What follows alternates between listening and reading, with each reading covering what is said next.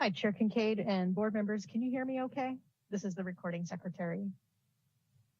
I hear you loud and clear, Patty. Excellent. I fixed my headset, so hopefully no echoing. No, you're good. Everyone is here, and we can start when you're ready. Great. All right, I'll ask all the board members to turn their cameras on, please.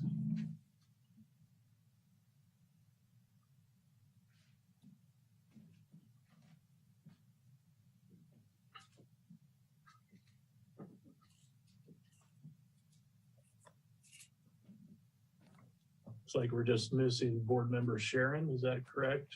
As far as on camera? There he is. Sarah's getting the water. All set. Super. Welcome. Okay, well, I'd like to call to order the City of Santa Rosa Design Review Board regular meeting, noticed and agendized for today, February 18th, 2021, at or after 4:30 p.m. And here we are. Before we get into the agenda, let's memorialize why we're here in this setting. Due to the provisions of the Governor's Executive Orders N-25-20 and N-29-20, which suspend certain requirements of the Brown Act, and the order of the Health Officer of the County of Sonoma to shelter in place to minimize the spread of COVID-19, the Design Review Board will be participating via Zoom webinar. Members of the public have been offered many opportunities to join us as well through Zoom. They can watch us live stream through multiple sources. They've had the chance to call in to make public comment ahead of the meeting. They will be afforded public comment during the meeting. And with that, I will ask Patty for a roll call, please. Let the record reflect that all board members are present. And thank you, Patty. Item number 2 on the agenda is approval of the minutes. We have minutes from February 4th, 2021. Do any board members have any amendments to those minutes? Okay, seeing none, we can place those into the record. I am going to swap item numbers 3 and 4 on the agenda. I'm going to go ahead and read the board business statement of purpose ahead of the general public comment. So the statement of purpose, per zoning code chapter 20-52.030F, project review. The review authority shall consider the location, design, site plan configuration, and the overall effect of the proposed project upon surrounding properties and the city in general. Review shall be conducted by comparing the proposed project to the general plan, any applicable specific plan, applicable zoning code standards and requirements, consistency of the project within the city's design guidelines, architectural criteria for special areas, and other applicable city requirements, i.e.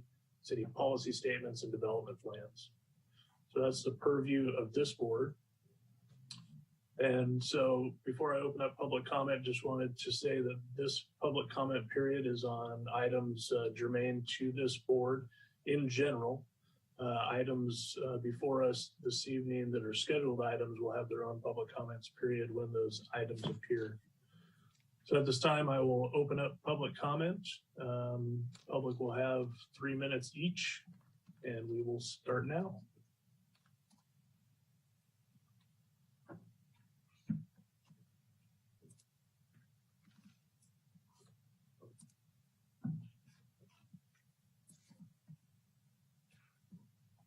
Sorry about that, I was muted. I don't see any raised hands for public comment. Okay, we'll give it a moment and then we'll close it up.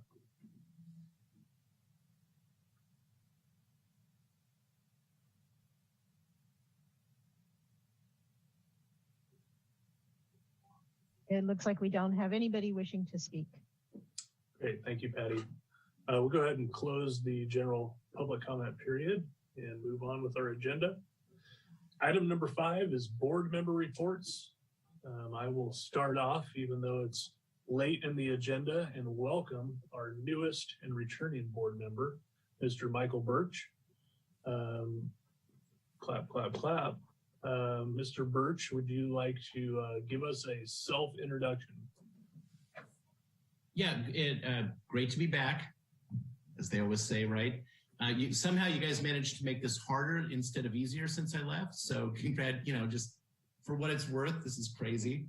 But I do like, if I could get in the center square, I would feel like Paul Lind. So if I could manage a way to do that, anyone under 40, that's a game show reference from the 70s. So, but no, thank you. I'm really excited to be back and participate and help. And Scott, thank you for chairing, and hearing you read the statement of purpose really brought back a lot of memories, and looking forward to being a part of this group. I've heard nothing but good things about where the board sits right now and what we're doing, and the projects that continue to come forward even in this strange time, and the level of activity that I see.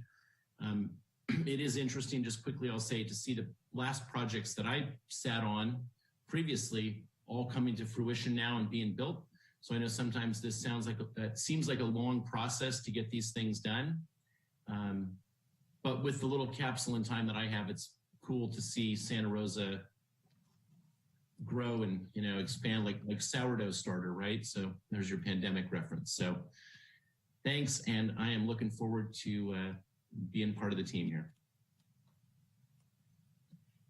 Well, the team is happy to have you and embrace you as a board member. And Michael did not mention, but he is a former chairman of the board. So he's boots on the ground right now, but we'll see what the future holds.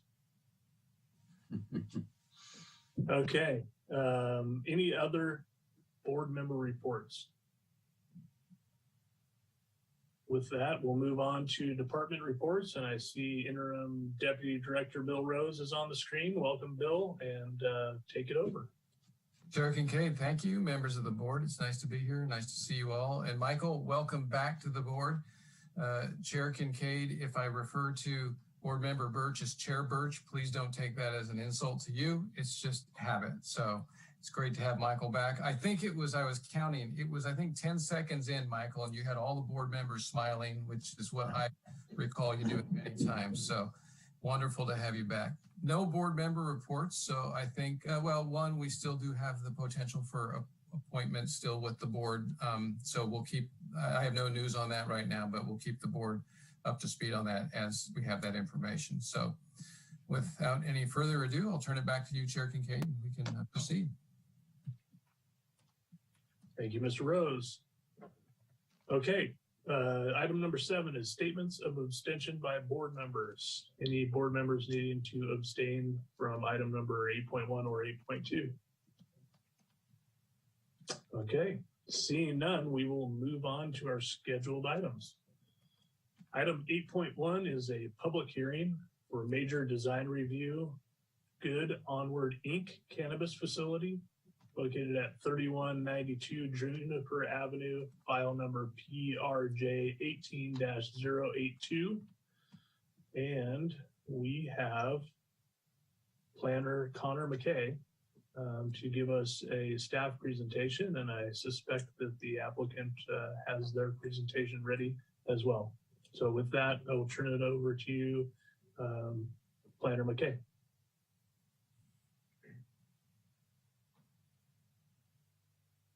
Thank you, Chair Kincaid. Yes, I am here to present the Good Onward Inc. cannabis facility major design review project located at 3192 Juniper Road.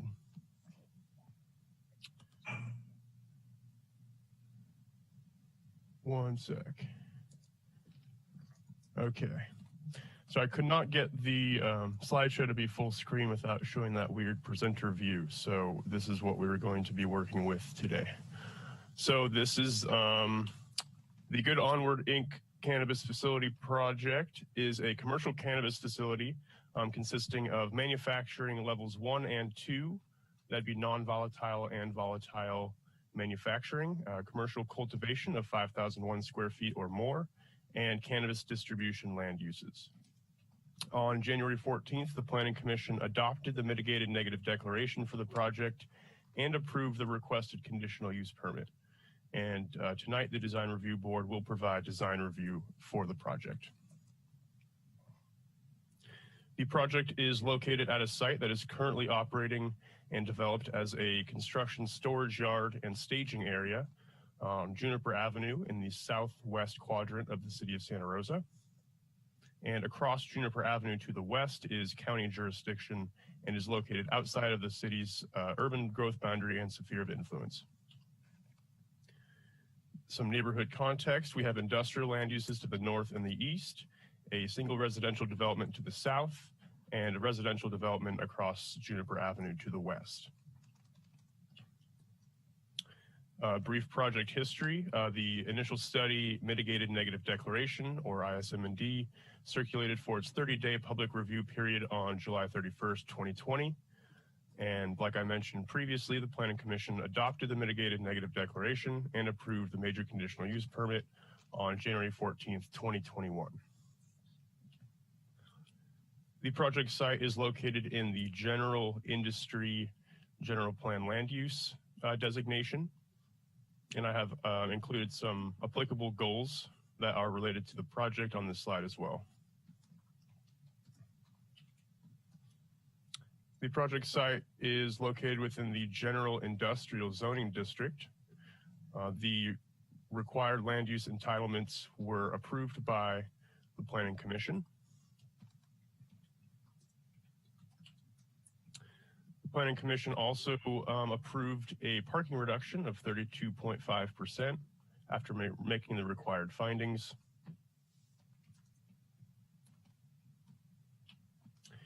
Here we have existing site photos of what is currently present at 3192 Juniper Avenue.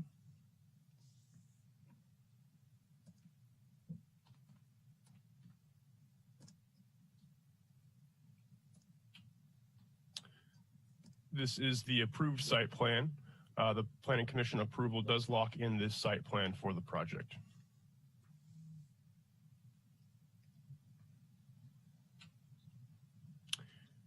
The project includes the construction of a new warehouse of approximately 21,000 square feet, which triggers the requirement for major design review. And here are the proposed elevations for each side of the new warehouse.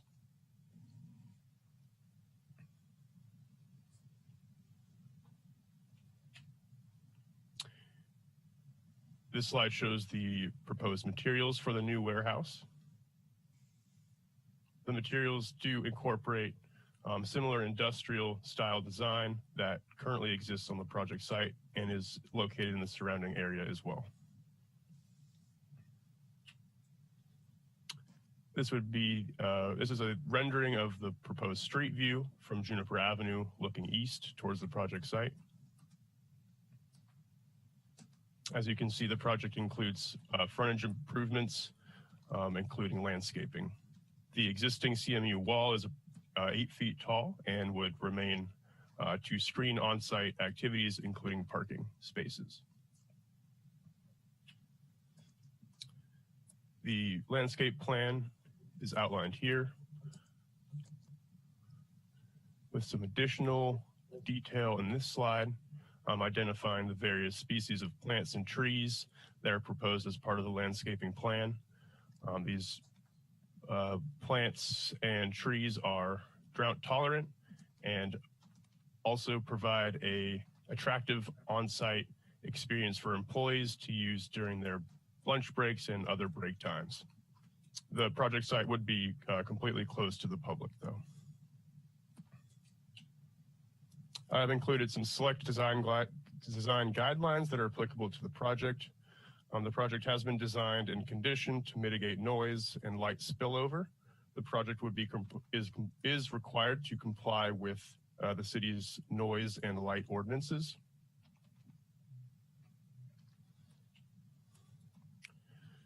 So here are the required findings for the approval of major design review. So the project is indeed consistent with the general plan land use policies and zoning code standards and is consistent with the city's design guidelines. The newly constructed warehouse has been designed to emphasize compatibility with nearby uses. Windows have been included on the design of the new warehouse on every side, and the new warehouse design also incorporates horizontal color variation.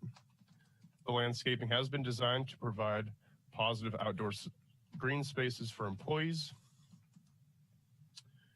The proposed design and layout of the project would not interfere with the use and enjoyment of the surrounding neighborhood, and that the site plan adequately provides on-site circulation, and the existing CMU wall would screen on-site activities from the public right-of-way and surrounding properties. Additionally, the proposed site landscaping provides further aesthetic benefit from on and off-site perspectives. The architectural design of the proposed new warehouse is compatible with the visual character of the surrounding neighborhood, in that the warehouse's design incorporates industrial-style elements that conform with the structures both currently existing on site and in the surrounding area.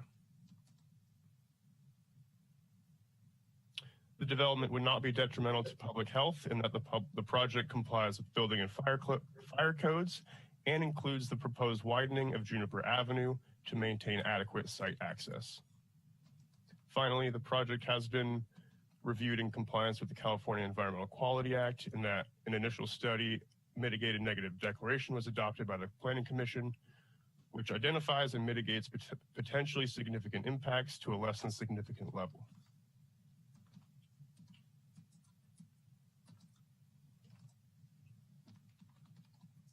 As I mentioned, the environmental review for the project consisted of the preparation of initial study, mitigated negative declaration with associated mitigation monitoring and reporting program.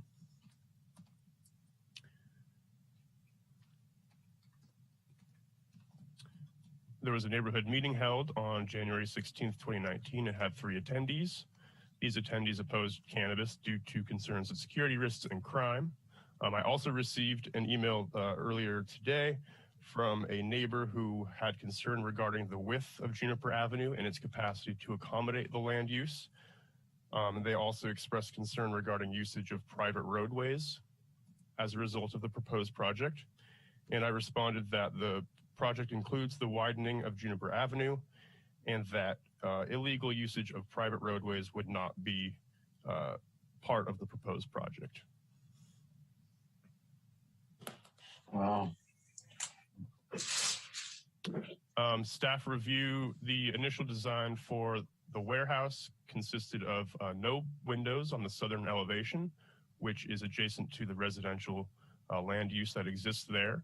So staff requested that they modify this design to include windows, which is what was shown previously.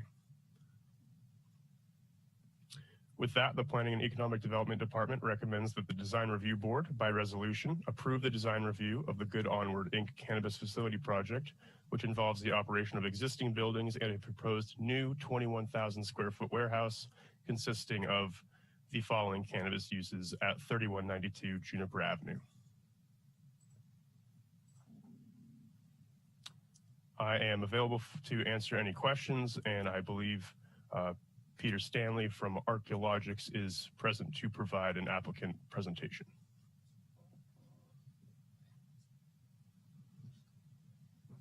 Yes, the applicant team has the ability to mute and unmute themselves at this point. Chair Kincaid, should I begin the applicant presentation? Absolutely. I was just going to welcome you to the meeting, and you can take it from here. Great. Thanks, Chair Kincaid, members of the Design Review Board, and welcome Michael Birch.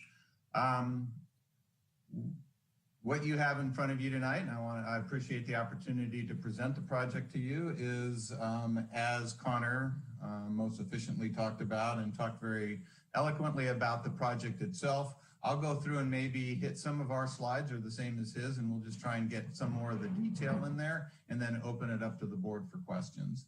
So are we going to pull up our presentation, Patty? Typically, the planner will do the applicant presentation. So, Connor, if you don't have access, let us know. I can get access momentarily. Sorry about that.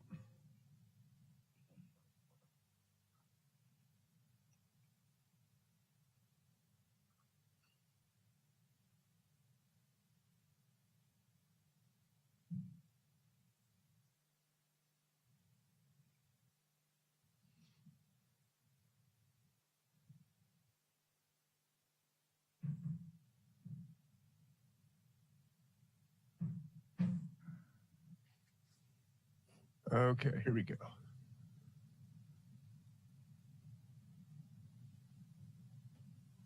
Okay, great. Thanks, Connor. So we do have the entire design and applicant team here tonight. That's Tim Shannon, who is the owner and will be the builder of this project.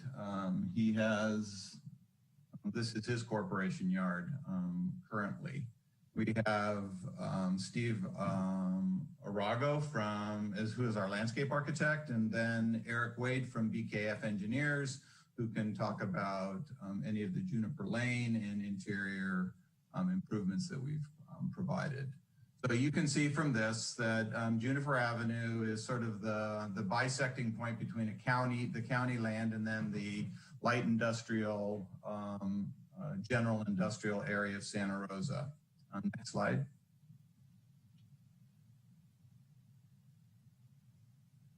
So you can see hen houses to the west, and wild brine is in there as well. And there's a storage facility sort of to the southwest of us as well. There is a residence to the south, but that is also a light industrial or IG industrial zoned property as well. There are some existing buildings on the site, but tonight we're not making any changes to those. Those are just to allow the board to know that there are 5 other buildings on site. Next slide. So this is the preliminary site plan. You saw it before, but I want to go in a little more detail about it. You can see Juniper Avenue on the top. That's the road that will be widened as part of this project. And right now it's a very narrow, very difficult street for pedestrians, but we'll be adding obviously curb, gutter, sidewalk, and widening of the road as part of the improvements to the frontage of our property. There are 2 entry points shown on this site. The one to the right, the top of the page, you see the entry apron coming into the property site. That is an existing one. The one to the left of that is the one that we're proposing to add as part of the improvements to this property. You can also see all of the interior improvements, which are intended to provide circulation within the property to the various buildings, existing buildings. And then the building under question tonight is building F, which is the warehouse building that's to the south west of the property. It sits about 60 feet back.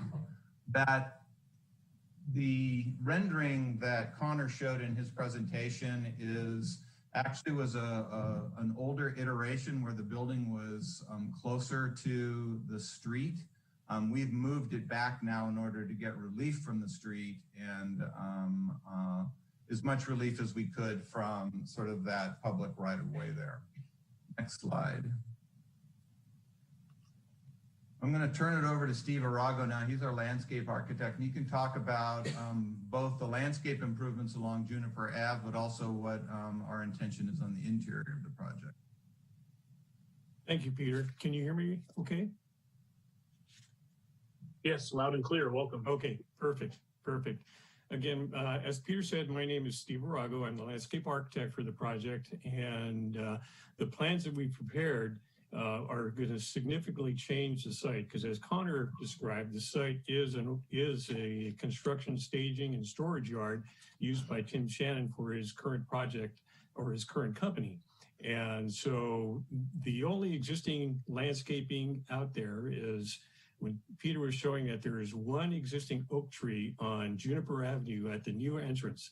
We were actually going to transplant that tree, and I think our plan shows that that tree will get transplanted in a planting area further to the north of the project. There are some existing pine trees and some other existing deciduous trees. For some reason, I can't remember which ones they are.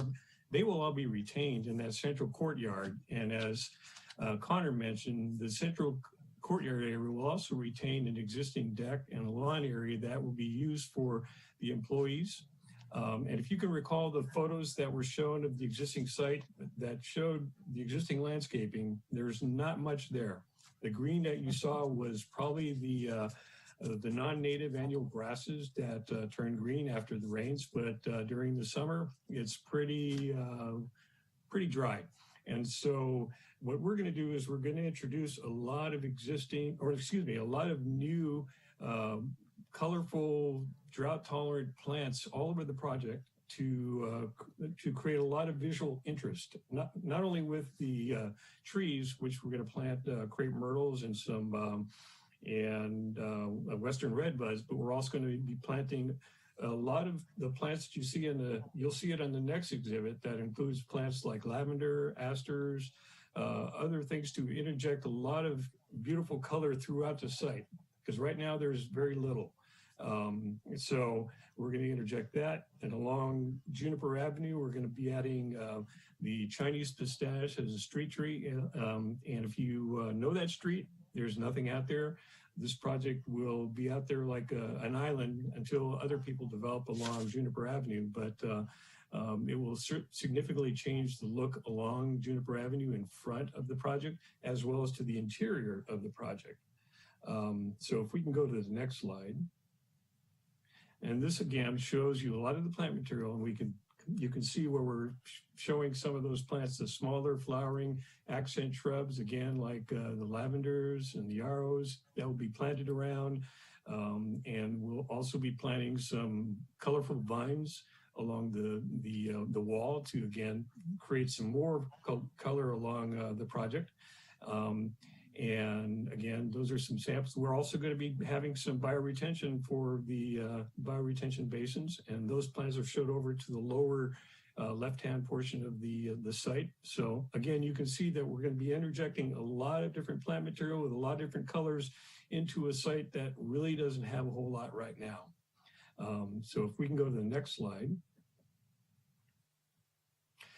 This is the site lighting plan, and you can see the different color codes. The orange color lights are the lights that are going to be on the new building, as well as the green lights. But the lights that I wanted to mention are the ones that are in the sort of pinkish rosish color. Those are the area luminaires that are going to be providing security lighting for the parking and around the site. And those lights are all going to be designed so that they're casting downward, so there's no light glare onto adjoining property or into the night sky. So hopefully that'll take care of everything at a ground level. And with that, I think I'll turn it back over to Peter. And I'll be available for any questions or comments that you might have at the end regarding landscaping. Thanks, Steve. Next slide, please, Connor. So this is just a slide to show you the dashed, the orange and red are just the existing buildings on there. But as I stated before, there's no exterior improvements planned on those. There will be some tenant improvements to those buildings in the future, but no exterior improvements right now, other than to get a lighting plan that sort of lights the interior circulation path for both the existing buildings and our new building. Next slide. This is just a number of pictures of the various buildings that are on the site right now.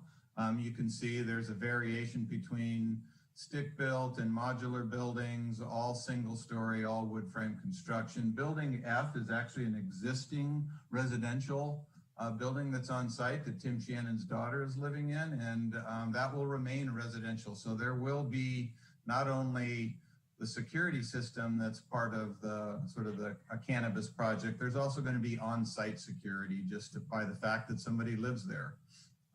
Next slide, please. So this is the building itself. It's this is a light industrial building, and it's a simple form, 150 by 100 feet footprint. As I said, it's set about 60 feet back from the street. On that west side, that west elevation is where we have roll-up doors for the industrial use. That's both in the north and south bump out of the building. We have an exterior stair on that north side of the building, interior stair, and what will be a future lift. At this point, the intention is to build this out as a core and shell project. And then that will allow Tim to start putting leases together for the interior operations of the various uses that have been approved by the Planning Commission. Next slide. So this is the second floor. It takes up about 2/3 of the ground floor space. We're a little over 20,000 square feet of interior use space. Next slide, please. So you can see from the form, this is an efficient light industrial building. The material selection is really based on a couple of things that make a lot of sense. The CMU with the contrasting color banding at top and bottom. Tim Shannon is a mason and he has a masonry business, and it makes a lot of sense to build a masonry building just because of the efficiency of the fact that the builder knows this product type very well. Secondarily is that this is intended to be cannabis use, and those cannabis uses include both volatile and non-volatile manufacturing and extraction, which have their own fire rating concerns, code concerns, and a masonry building is a real good material selection for fire life safety issues. As Connor talked about the window selection on this, one of the things about this sort of new light industrial use that we have in Santa Rosa, which is cannabis, is that very often windows are antithetical to the uses that are going on inside. But not wanting to just create a CMU box, we have put windows on all four sides of the building. And then we have, if you could go to the next slide.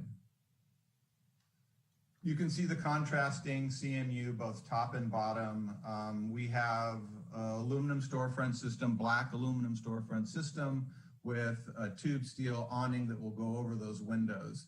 On this west elevation, there is a practical reason for that because that's open into the ground floor below. But with the uses that we're planning on putting in there, in fact, exterior light is antithetical to the uses that are going on inside. In other words, cultivation doesn't need natural light. It actually needs artificial light. And we're using these elements to sort of break up the form a little bit and to give the building a little more interest to those from the point at which you can see it from the public way. And so that is the intent of this sort of architectural feature.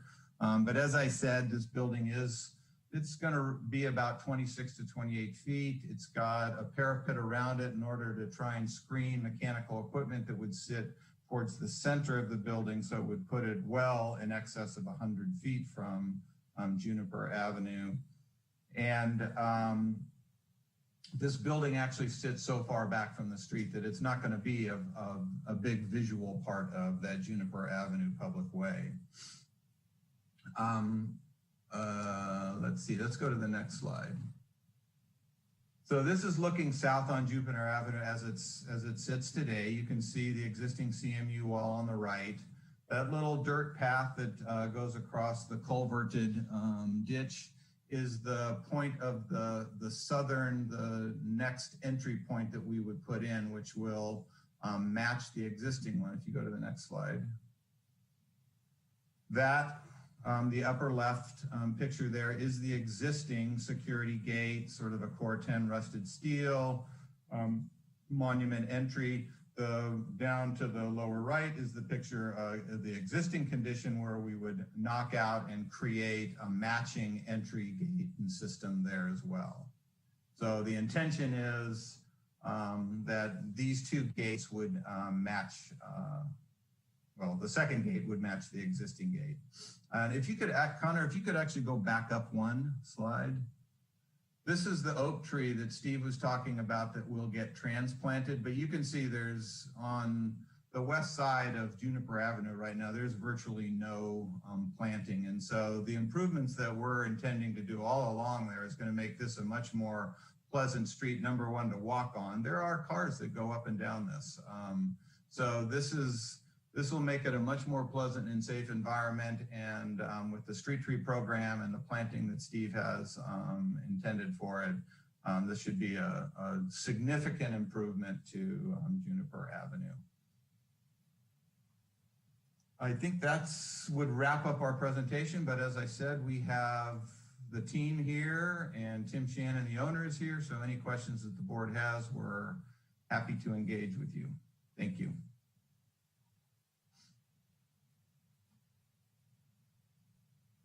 Thank you, Peter. Thank you, Steve. And thanks, Tim, for bringing this project forward to us.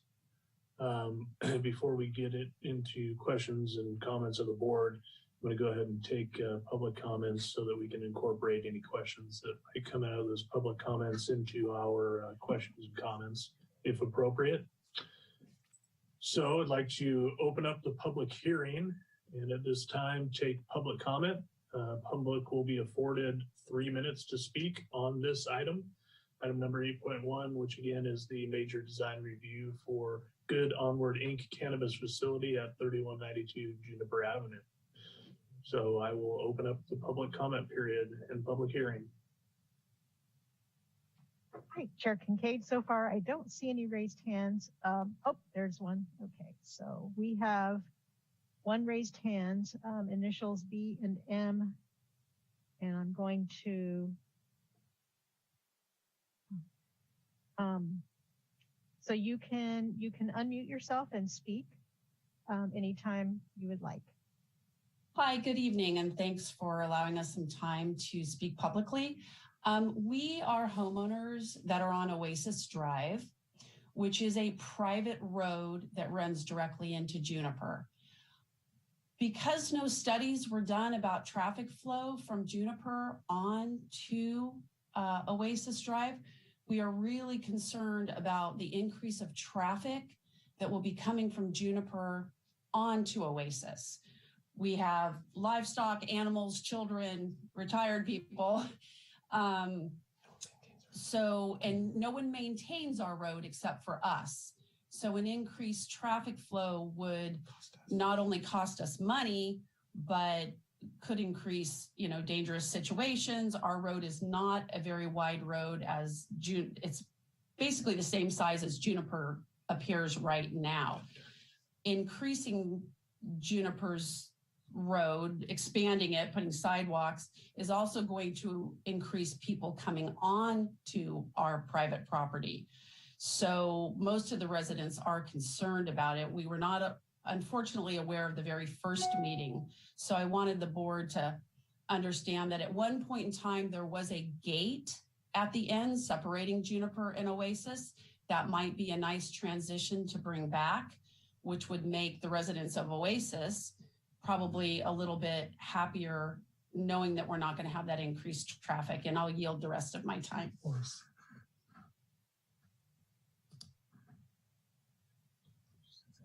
Thank you for your comments and taking the time to address the board.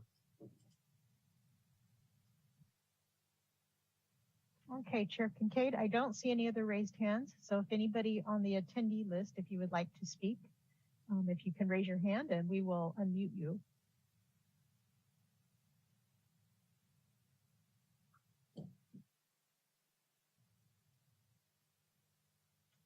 I don't see any more raised hands.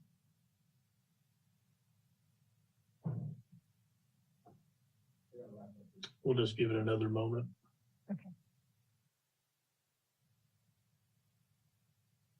Okay, we have one raised hand, and I will go ahead and unmute you. You can speak when you're ready.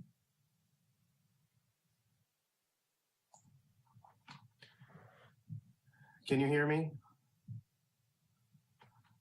Yes, we can. Welcome. I don't have any additional comments, but I do want to reiterate and stress the exact concerns that the previous commenter just made. I don't need to add anything additional, but I want to basically second all of the concerns that the previous person just spoke about. And I'll yield the rest of my time as well. Thank you. Thank you for your comments and much appreciated. Okay, if anybody else would like to speak, if you could raise your hand, we can unmute your mic.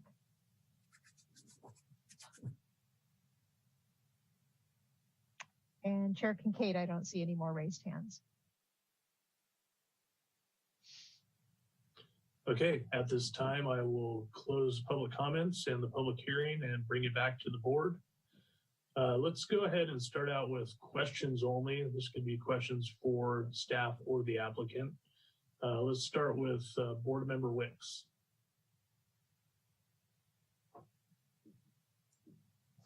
Thank you, Chairman Kincaid. A couple of questions.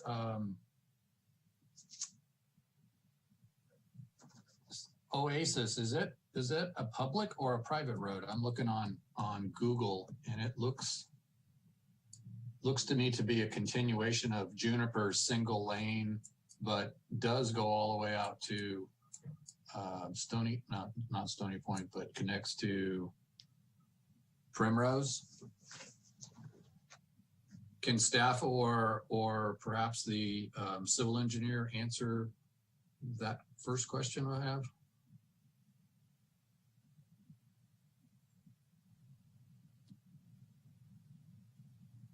Yeah. So, Eric, are you able to respond to that? Yeah, I'm here. If you can hear me, this is Eric with BGF.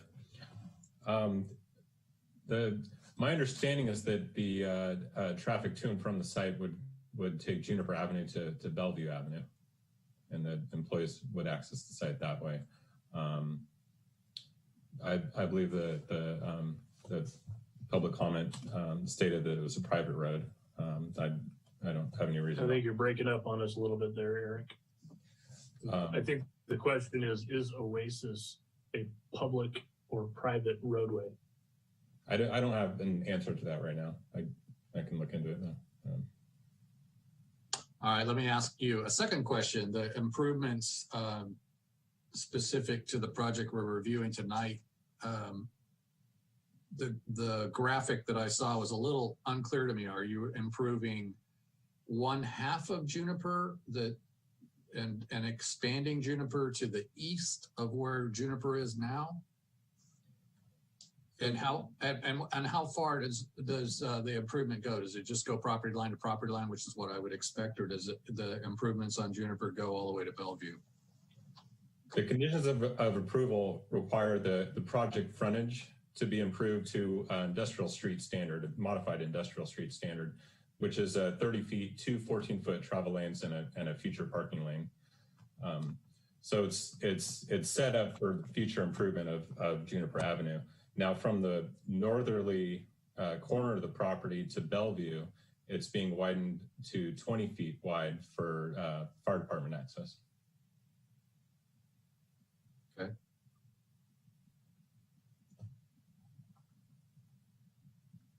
I think that's it for my questions right now. Thank you. Thank you, Board Member Wicks. Board Member Sharon, questions for staff or the applicant?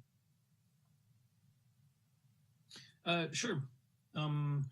Just to continue on Henry's line of questioning about the roadway, expanding it, the roadway up to Bellevue, is that part of, to 20 feet, is that part of this project? Yes, that's part of the required public improvements. Gotcha. Of this project. And then it's ending to the south, so it's not going to be widened to the south at all. No, the public improvements end at the south end of the property. So that the new water main and storm drain and road improvements end there. Sure. Okay. That I think answers some of the questions and concerns raised about encouraging potentially industrial traffic or other traffic down to the south to Oasis. So good to hear that it's ending at the southerly property line. I guess a question for staff. The residents raised the possibility of a gate down at Juniper and Oasis, and I can't imagine that anything like that would be part of this project. But I'm just curious that public and private roadway interface, who would be responsible for that? Say that this project was contiguous to that. that intersection there.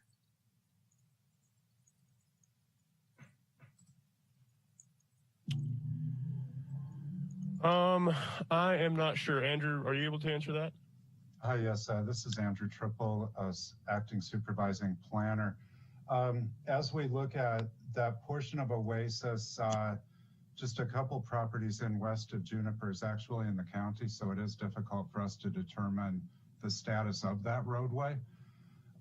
As a private roadway, property owners could decide to, I think, gate it. But of course, as you indicated, Board Member Sharon, that would not be part of this project.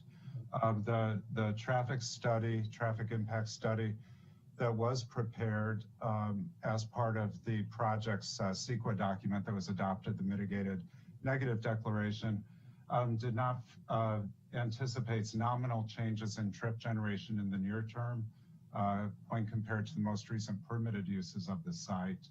And upon full build out, would be expected to result in an average of 102 new trips per day.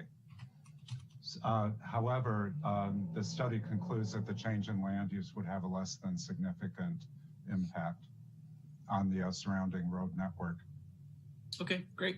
Thank you for clarifying both those points. And hopefully that addresses some of the concerns for the residents down in Oasis there, that any of the encouraging of new traffic will be towards the north. And that's what the study was looking at. Great. Question for the applicant. Just thinking about the site and the looking at there's an existing CMU wall that goes around the whole site. That's not going to be changed at all. That's going to be, there's no fencing, or that CMU wall is not going to be changed. That's correct. Oh, sorry about that, Peter. Go ahead, Eric. But that's correct. Okay. Okay. Great. That does it for questions for me. Thank you. Thank you, Board Member Sharon. Board Member Wagle, questions?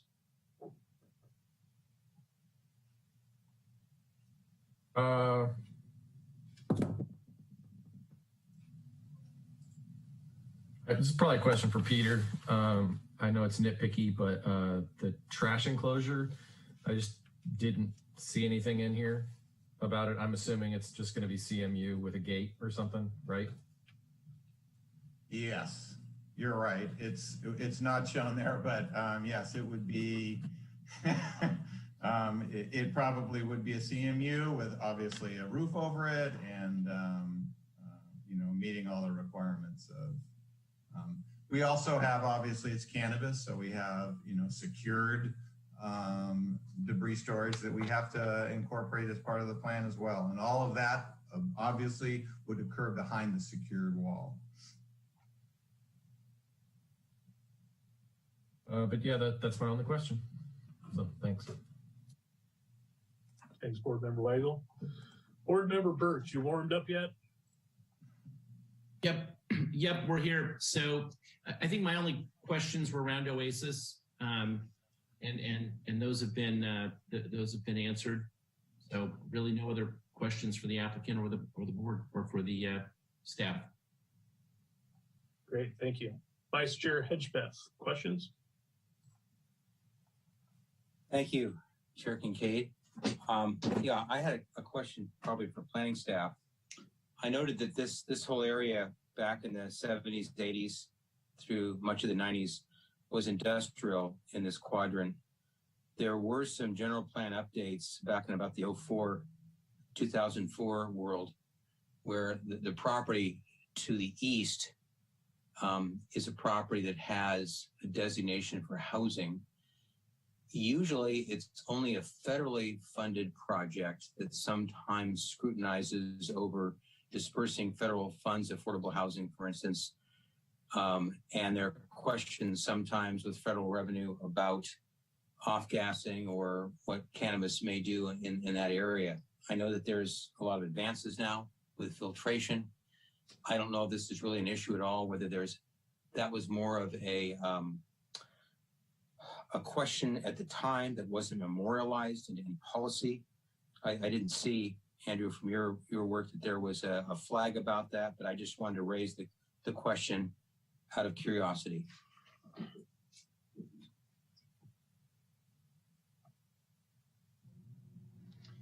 Good evening, Board Member Hedgepeth. That's a great question. So any use of gases in the manufacturing process would be a closed system, and that would be permitted through fire department and expected annually. So they do have, as part of, I think it's the C1D1 space, those gases are controlled in the event that they would escape.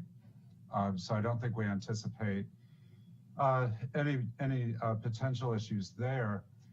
Then typically what we find for cannabis projects in proximity to residential land uses, either existing or future, is the potential impact of odor emanating from the facilities.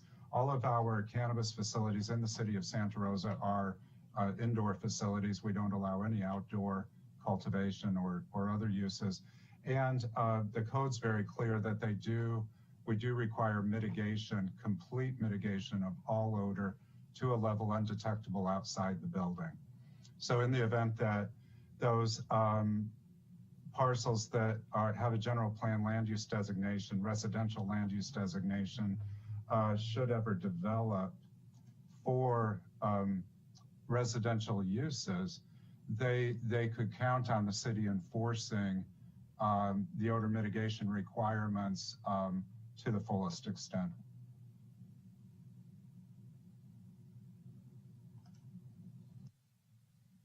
Thank you.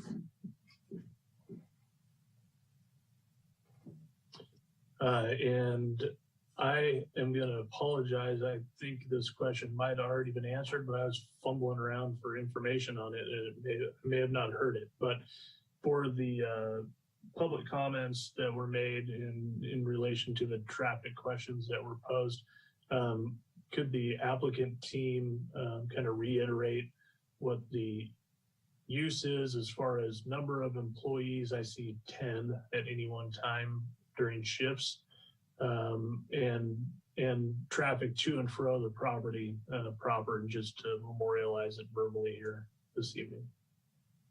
Well, Chair Kincaid, this is Peter Stanley. I'll answer the first part, and Tim or Teo from the owner's team might be able to answer the employee question. But through the traffic study, it was always anticipated that the shortest route, obviously, to getting back to the public street was to head north on Juniper Avenue and hit Bellevue. There's no practical reason why you would head south on Juniper Avenue and take Oasis over to Primrose, which just essentially takes you back to Bellevue.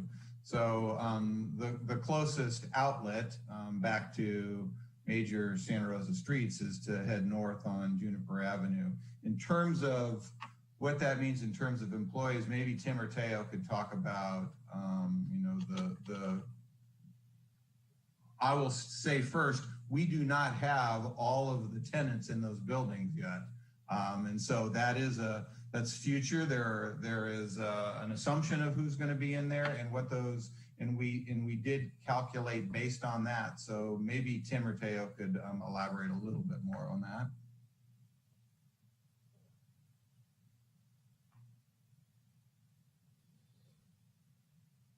Looks like Tim has been unmuted. So whoever's on the Tim Shannon line, if you'd like to elaborate, that'd be appreciated.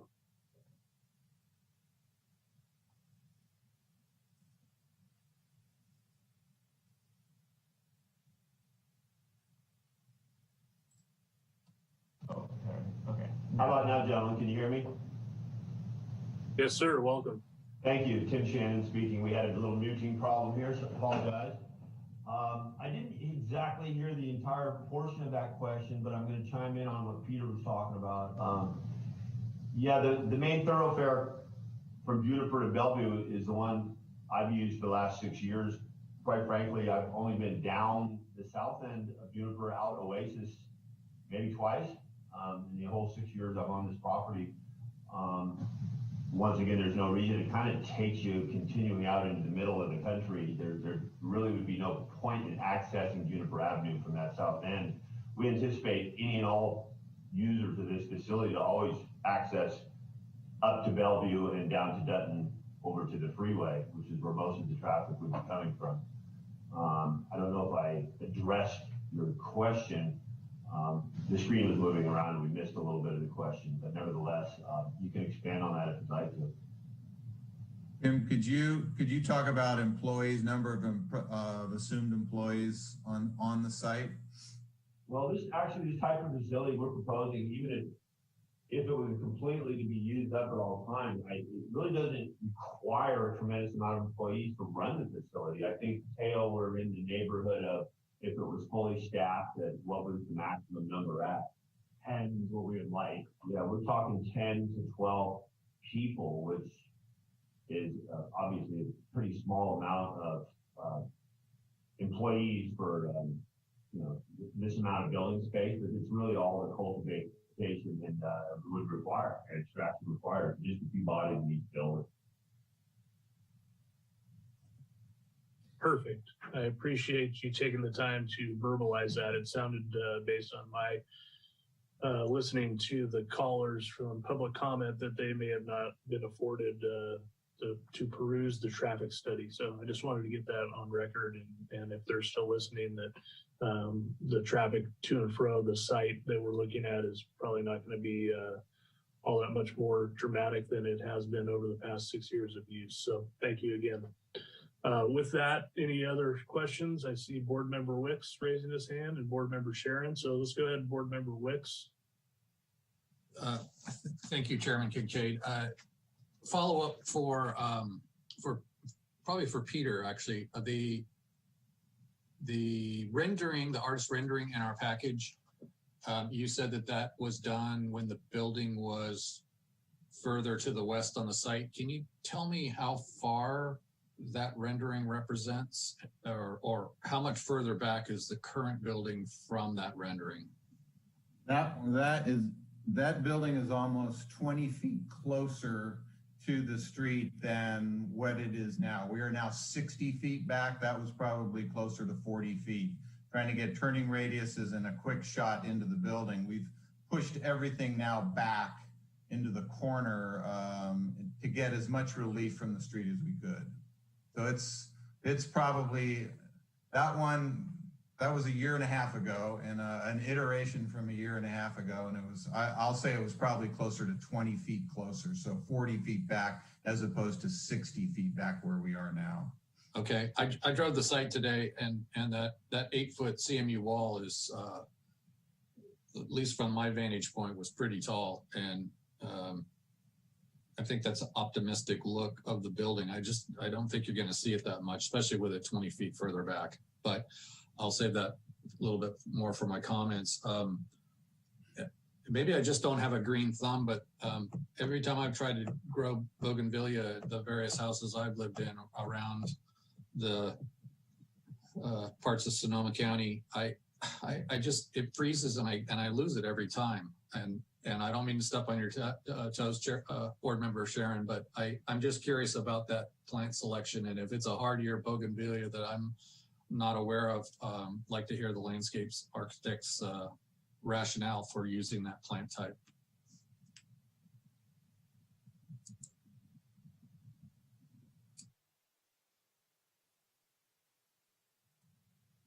Steve, are you there? Hopefully.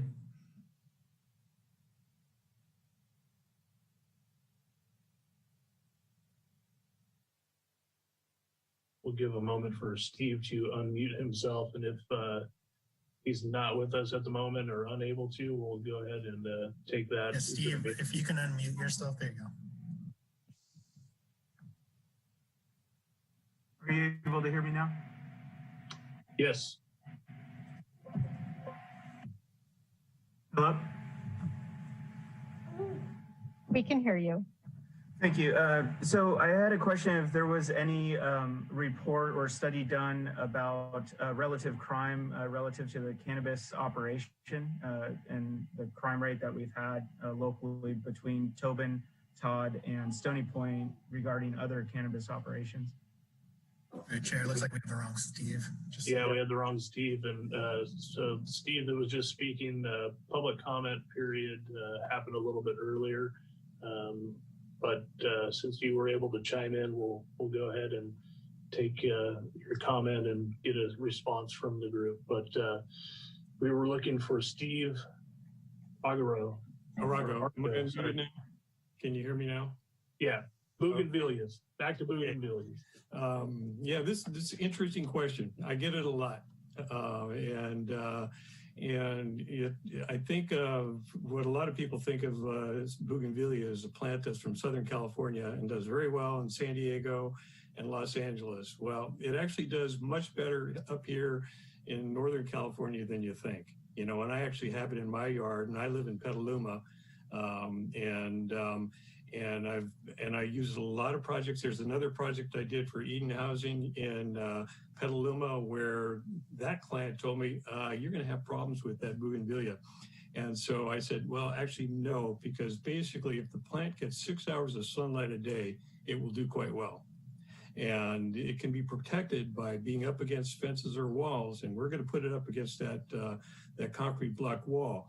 And the other comment I've heard a lot about freezing. If the plant gets established, you don't lose it. You trim it back to that point where you get the dead wood, and the next year it blossoms it back out. And like I said, I've got this in my yard. I use it as an experiment because I get this comment about bougainvillea all the time. And I'll stick to my guns and tell you it will do very well. All right, thank you. I like I said, I just don't have a green thumb, I think, and maybe I'm planting it in the shade where I should be planting ferns. But if you're planting in the shade, you're planting in the wrong place. Yeah, no, I love the plant. I'm originally from Southern California area, so I try and I'll keep trying and put it in a sunnier spot. One last question for probably for Andrew Triple. The conditional use permit that Planning Commission approved, is that a renewable CUP, or does it get evaluated if there's problems at the site? Is there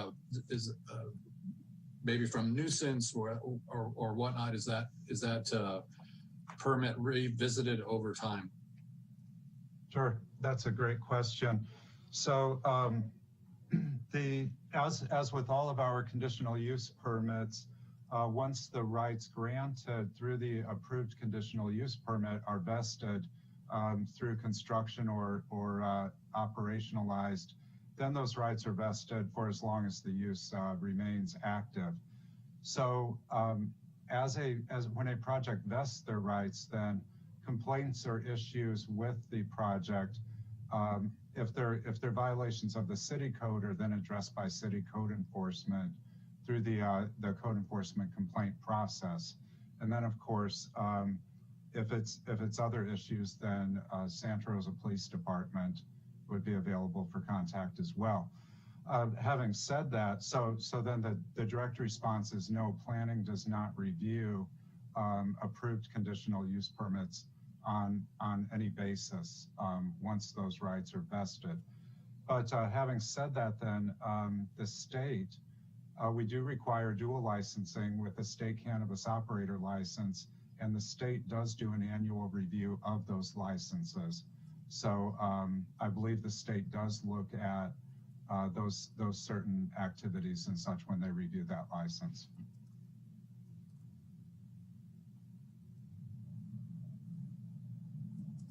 Board Member Sharon, did you have a question?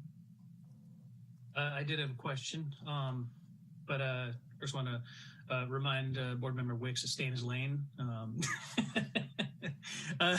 No, but that's great. I can take that off my list for a comment later. The bougainvillea is a great question. And Henry, if you want to talk about planting spots for that later, we can do that. But I did have a question, and Steve, it sounds like we're on the same page with that. It's one that the bougainvillea, I also try and use a lot in projects as much as I can because I love it. Lived for a long time in San Francisco, where it grows very, very well. And up here you try and use it, and it will freeze and die back, and can be killed. One of the things that I was going to bring it up later, and I'll just bring it up now, is that when I recommend it to people, it needs to have the understanding that it could die, and that there needs to be it's always a gamble, and Sure. there needs to be the idea of maintenance. It takes that maintenance level just up another notch. Sure. So as long as you're being clear with the client that it's kind of a gamble, it's a gorgeous, you're trying to bring color, which I think with your plant palette and your design philosophy is really great. Just communicating that it's not as foolproof as some other sort of indestructible plants. I think it'll be a great one along that wall there. But No, great insight, and thank you for that, and I'll pass it on to Tim. Yeah, He's listening. Yeah, and I'll talk a little bit more about the plant palette when we get to comments. But a question about the south elevation, the south side of the building and the site. I wish that there in the package that the landscape plans were included in the plan set that we received. Just because it would make it a little easier to actually read them. They are included in the applicant presentation. But the setback from there, is it 5 feet from the existing CMU wall? Am I reading that correctly? Yes. Okay. For there and for the parking area where then there's some tree removal there?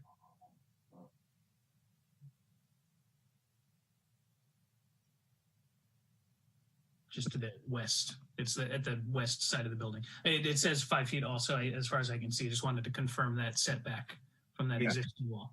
Yeah. Okay. Thank you for confirming that. That's it. Any other board member questions? Okay, well, thanks to the applicant staff for the presentation. We'll formally bring it back to the board. And at this time, I would like to seek a motion from a board member.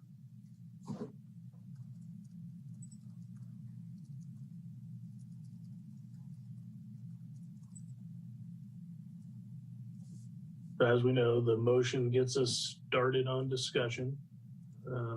Any board members want to come forward and make a motion one way or another?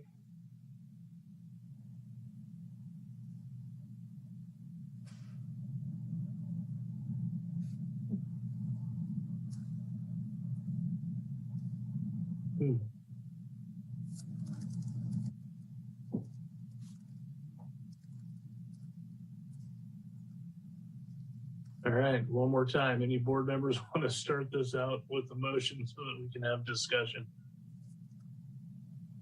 I can formulate a motion if you wish, and that is to proceed with approval for preliminary design review, subjecting the project or subject to friendly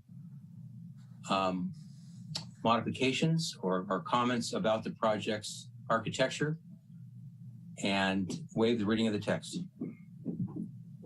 Thank you, Vice Chair Hedgepeth. Do I hear a second? I'll second that. And yeah, I was pulling up the resolution before. So.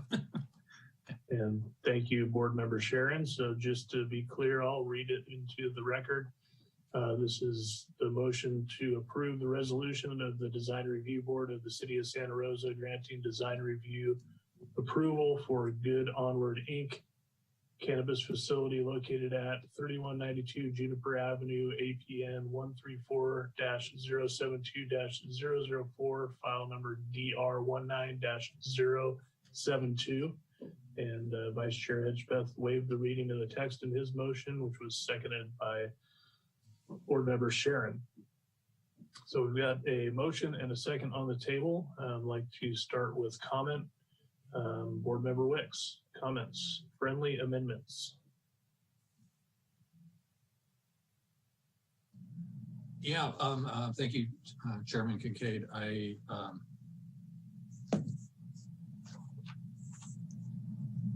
I'm kind of a believer in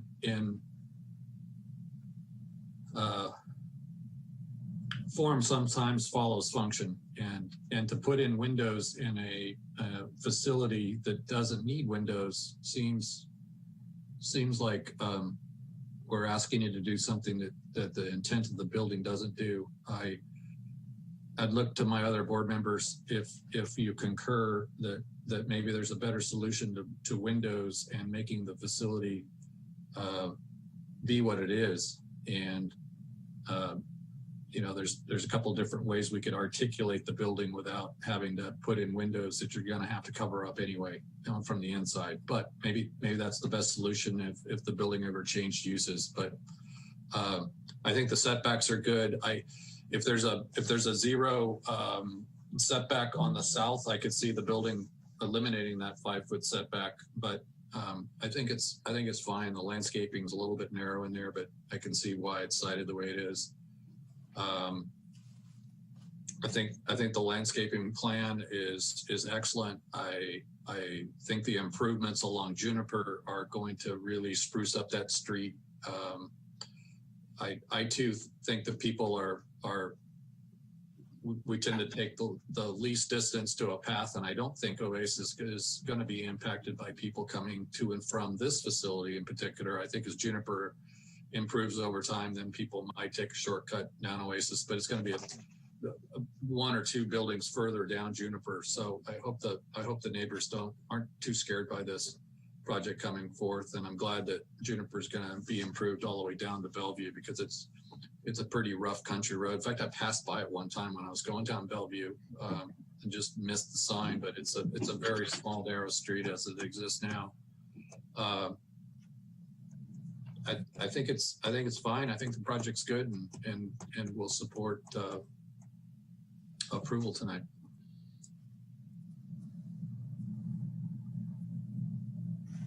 Thank you, Board Member Wicks.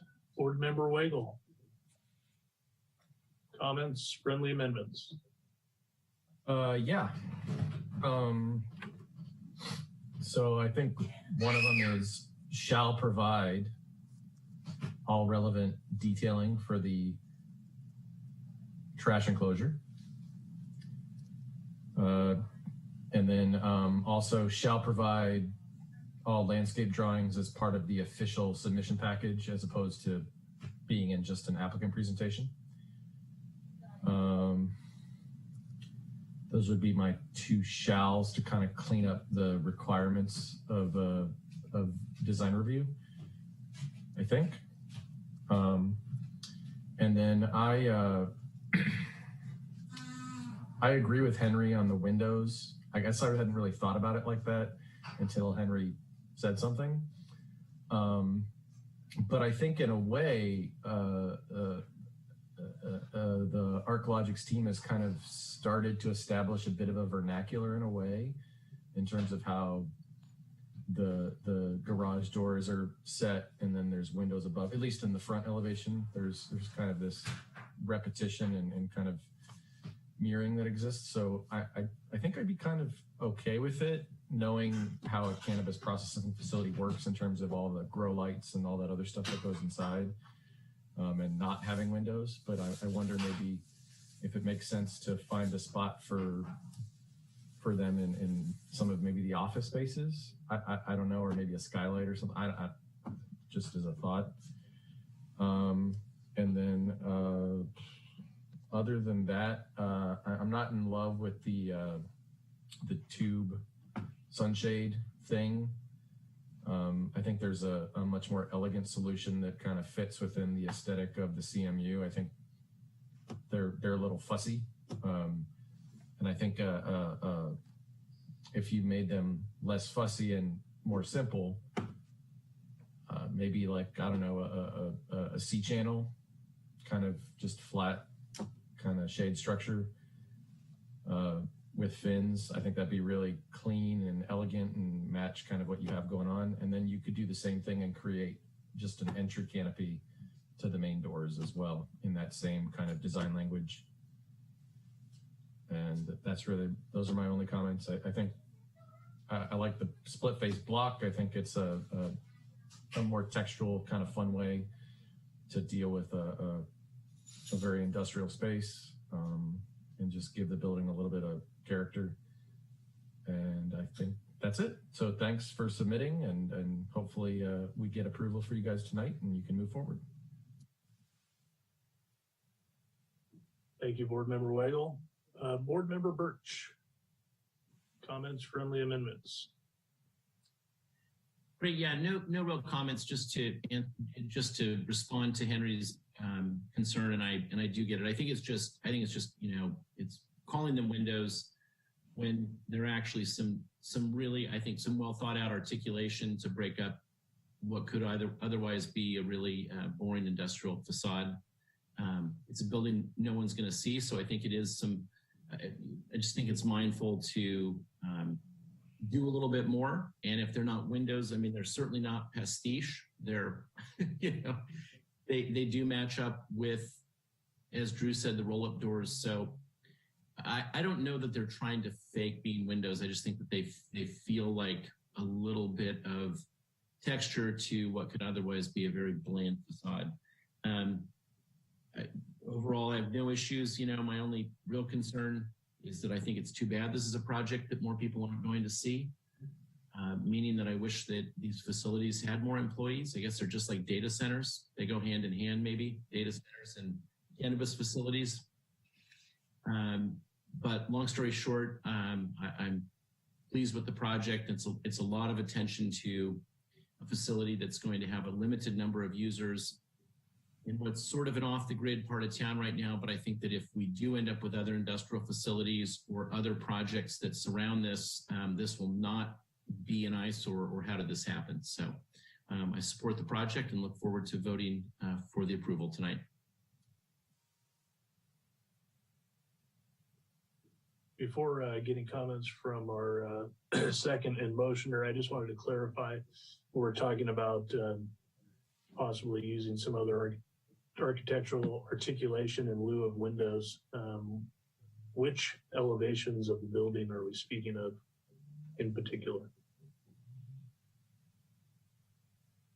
Anybody want to take that of the Henry? Well, I just, it's looking at the floor plans for the proposed tenants. If this was a hard concrete plan and some of the windows were in a break area, for example, then it kind of makes sense to have windows there.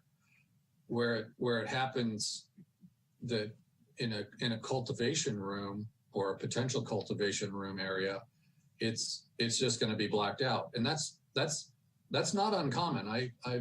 I know of facilities where they had office store glazing and it's all covered up with a double wall.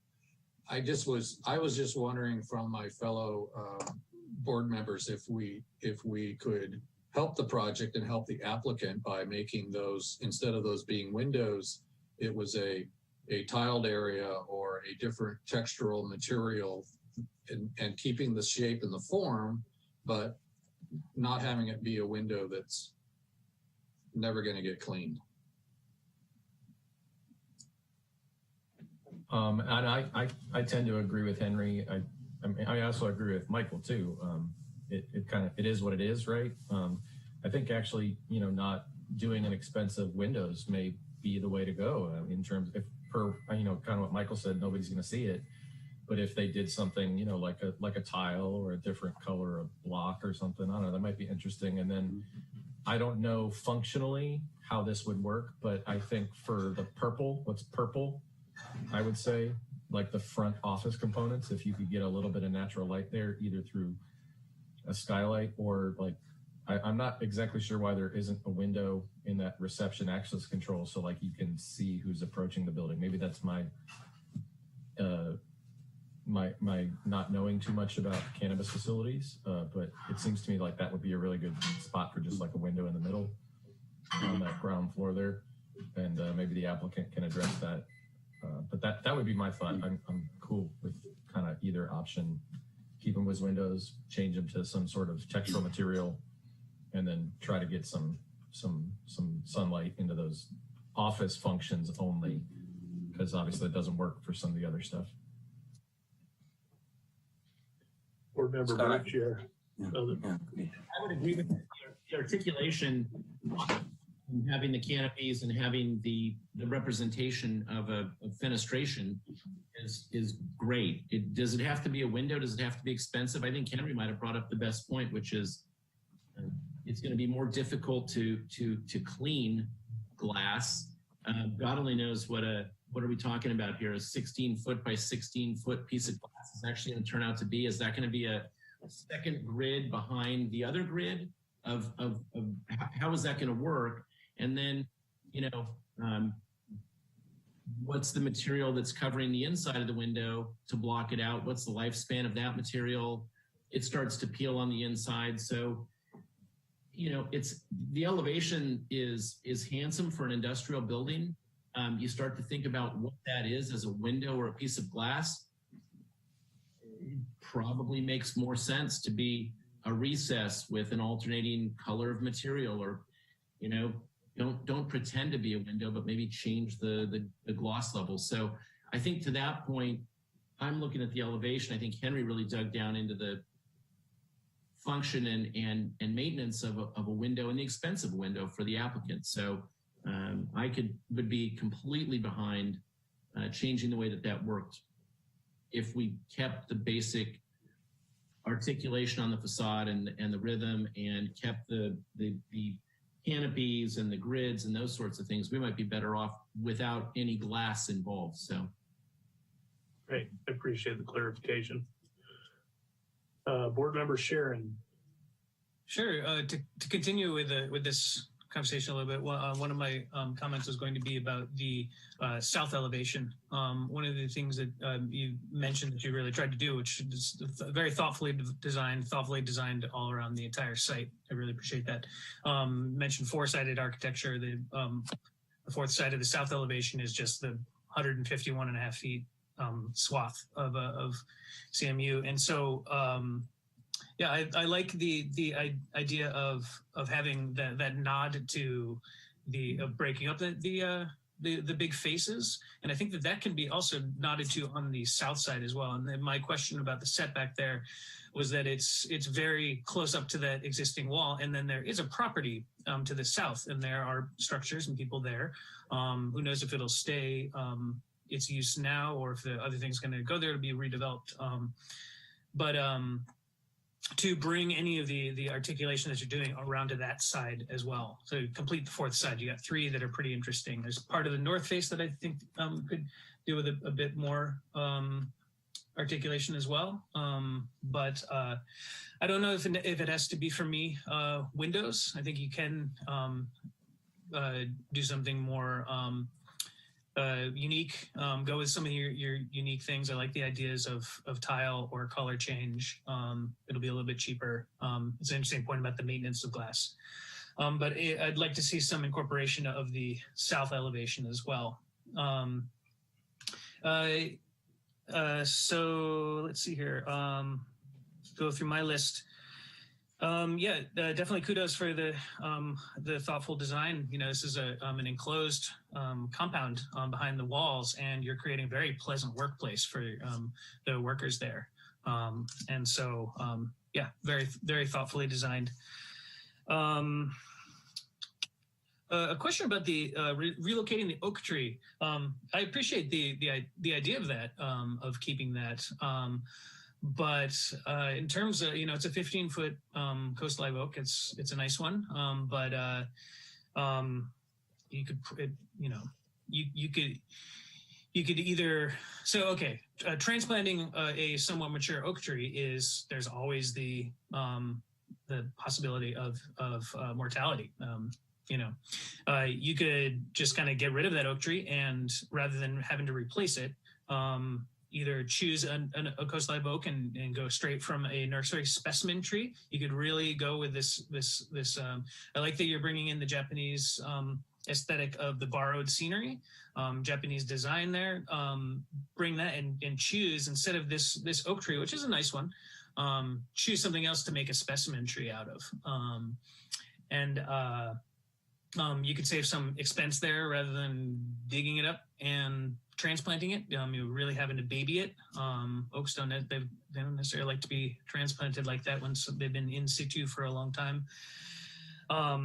So just, yeah, think about that. I appreciate what you're trying to do with the resource allocation of the natural resource, but think about of course, the material resource, and it gives you a chance to get to a specimen.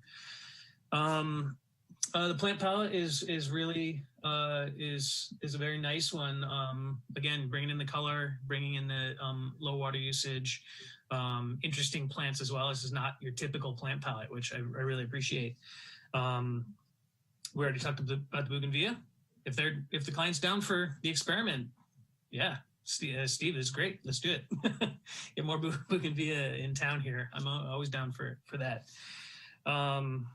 Sagebrush is really great. Of course, some parts of the year towards the end of the summer it gets a little raggedy, but is a great native and smells good and is a good habitat plant. So also worth a try. And the rest of the palette is good.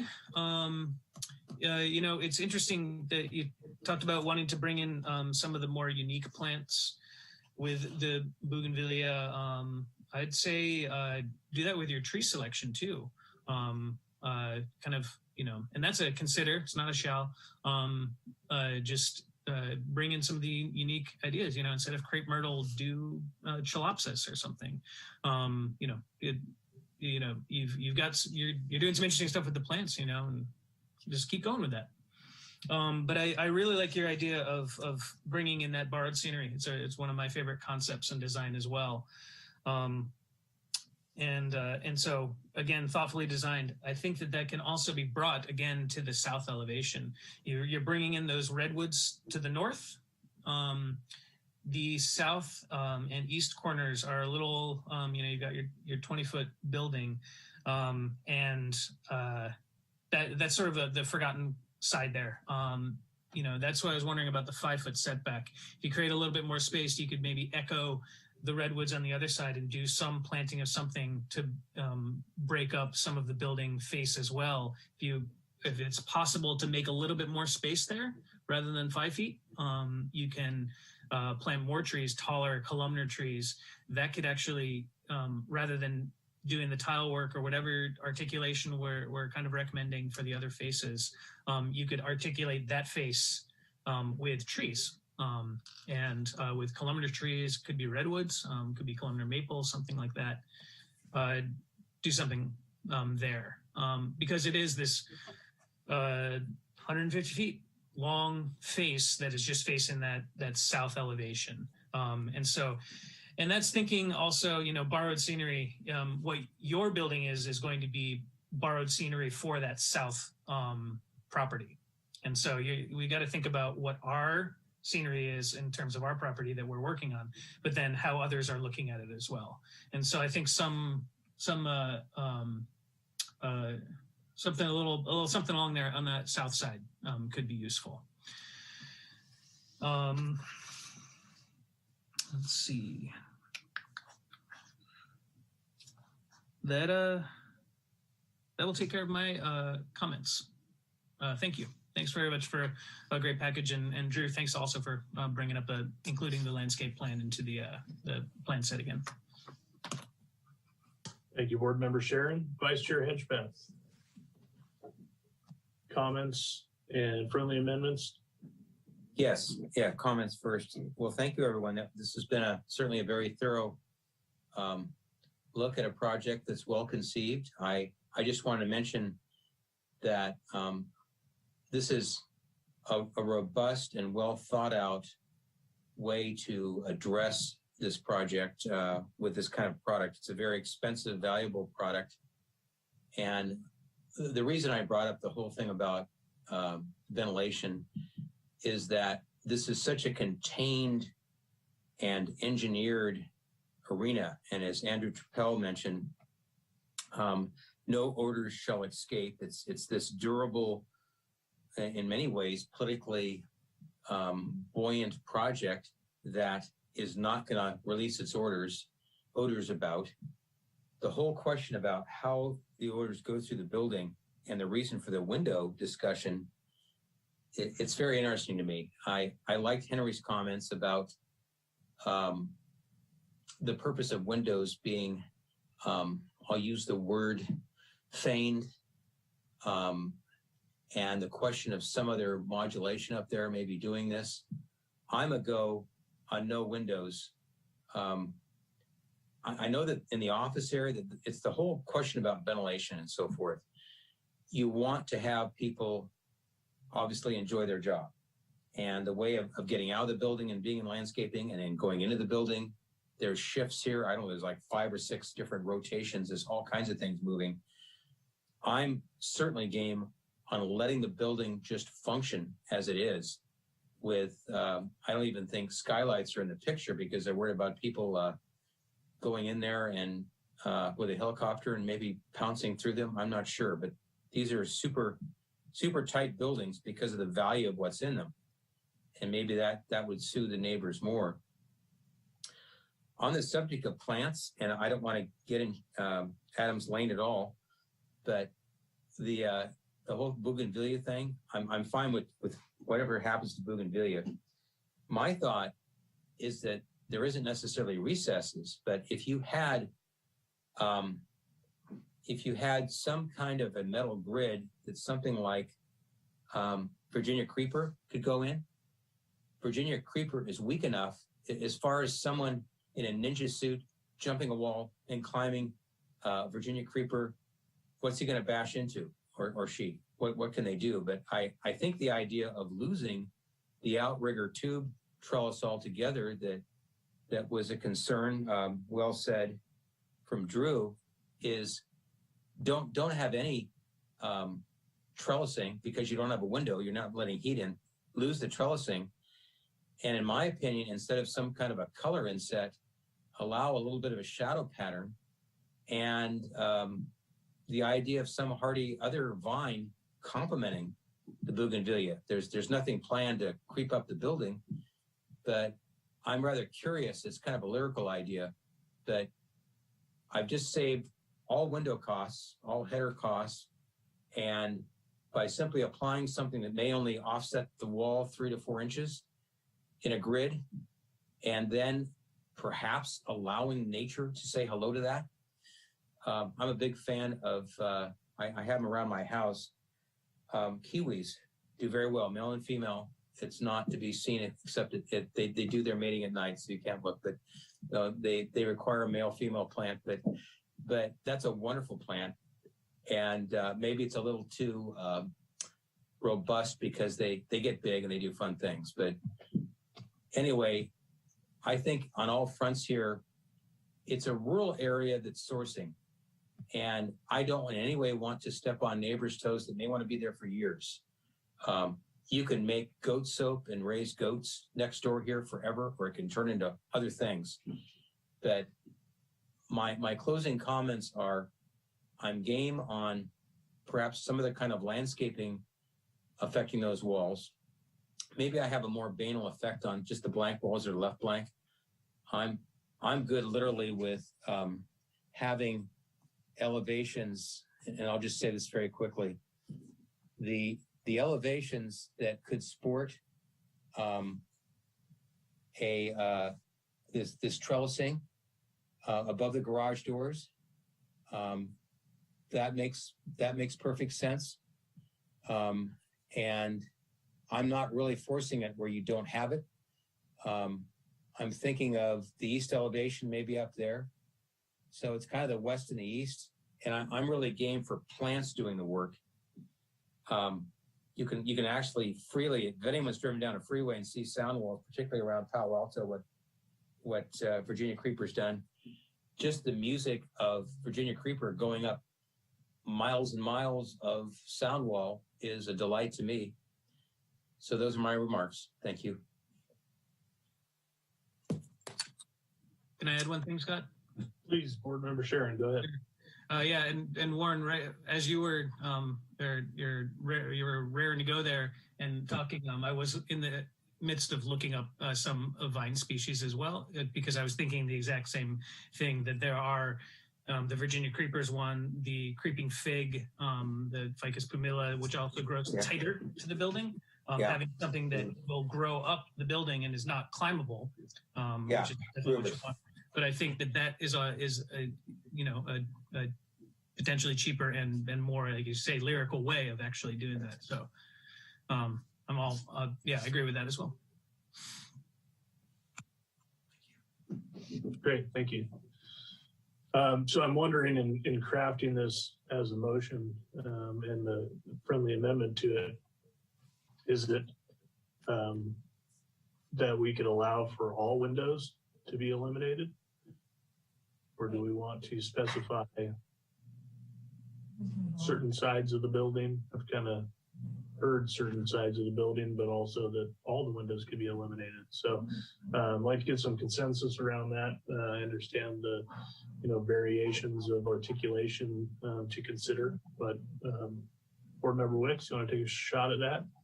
Chair Kincaid, could I just jump in first before you guys do this? Absolutely. I was actually going to ask if we could hear from the applicant's architect to see and weigh in with them on our direction we're starting to head so we get that crafted in the resolution. Great. Thanks, Henry. I appreciate this conversation for sure. And most definitely, we went through this conversation. The design team, the owner, and as we go through this, and it's never our intention to come up with some sort of, ersatz substitute kind of, feigning in elements that, don't really serve any purpose. That wasn't the intention of the windows originally. The intention of the windows originally was we had a shell building that we wanted to be flexible, number one. When things change over time, you've got this building that you've taken all the flexibility out of it. For instance, let's say it does open up. And now what you do is you do want some more natural light in certain areas of the building. You can't even modify for that without starting to tear into block. You can always put skylights in, but it sort of handcuffs you. That's one thing. The other side to that is that Tim wanted that interior space to sort of have, not so much feeling like there was this big block sitting over in the corner that the employees and the people who were working here also had. You can see with that beautiful landscape plan and the buildings themselves that there is some sort of, interaction in between, that there's a softness to the building, even though we realize this is a 28-foot tall, CMU building. And so some of these elements were really to try and soften that a little bit, and also to maintain some flexibility in the future. We have an idea of what's going to go in there, but we all know, every one of the people on this board knows, a year from now, it could all change. And now, you've crafted this building that has less flexibility to it. So Tim is not adverse to putting the windows in, and then maybe the walls do go up in front of them, but maybe they don't. And it gives us some flexibility when we do the interior tenant improvements to maybe play around with more of these ideas that you've been bringing up. Right now, it isn't the intention that there would sort of be sort of an entry space where there'd be a waiting room and things like that, because this isn't open to the public. This is just people come in with a security card, they open the gate and they go to their job. And they're going to be working in manufacturing spaces that can't have windows. But maybe there are areas where we could utilize this. So I think that I would say that we would like to maintain the flexibility of that. And, I think you all like the building, and we like the building. I loved Drew's comment about the windows. I think that's a brilliant observation about that the tubes can't just be too heavy, too much out of context to it. We were thinking about the tube steel sort of, storefront window system that the tube steel might match to it. But I love C-channel and maybe steel bar that it does the screening. And those windows on the west side may end up being at some point real windows that bring light into that open high bay area of the warehouse. So I would just say maybe the windows on the south side, originally we had left those out, but if we wanted to take some out, maybe we take those out. But I would say from the applicant side, We certainly appreciate the effort by the board to sort of help us control costs, but I think there's also a 30, 40-year horizon that we're trying to look at as well, and trying to understand what's the most flexible building we can design and build now. So it's my long-winded response. No, it's a great response, and I think appreciated. I see a lot of nodding heads here, understanding what you're trying to get after from a long-term asset approach versus short-term potential use. Any board member comments to Mr. Stanley's explanation? So I think we'll leave. Oh, go ahead. Yeah, I think, Peter, you're spot on. The whole idea of it being forward thinking of the future.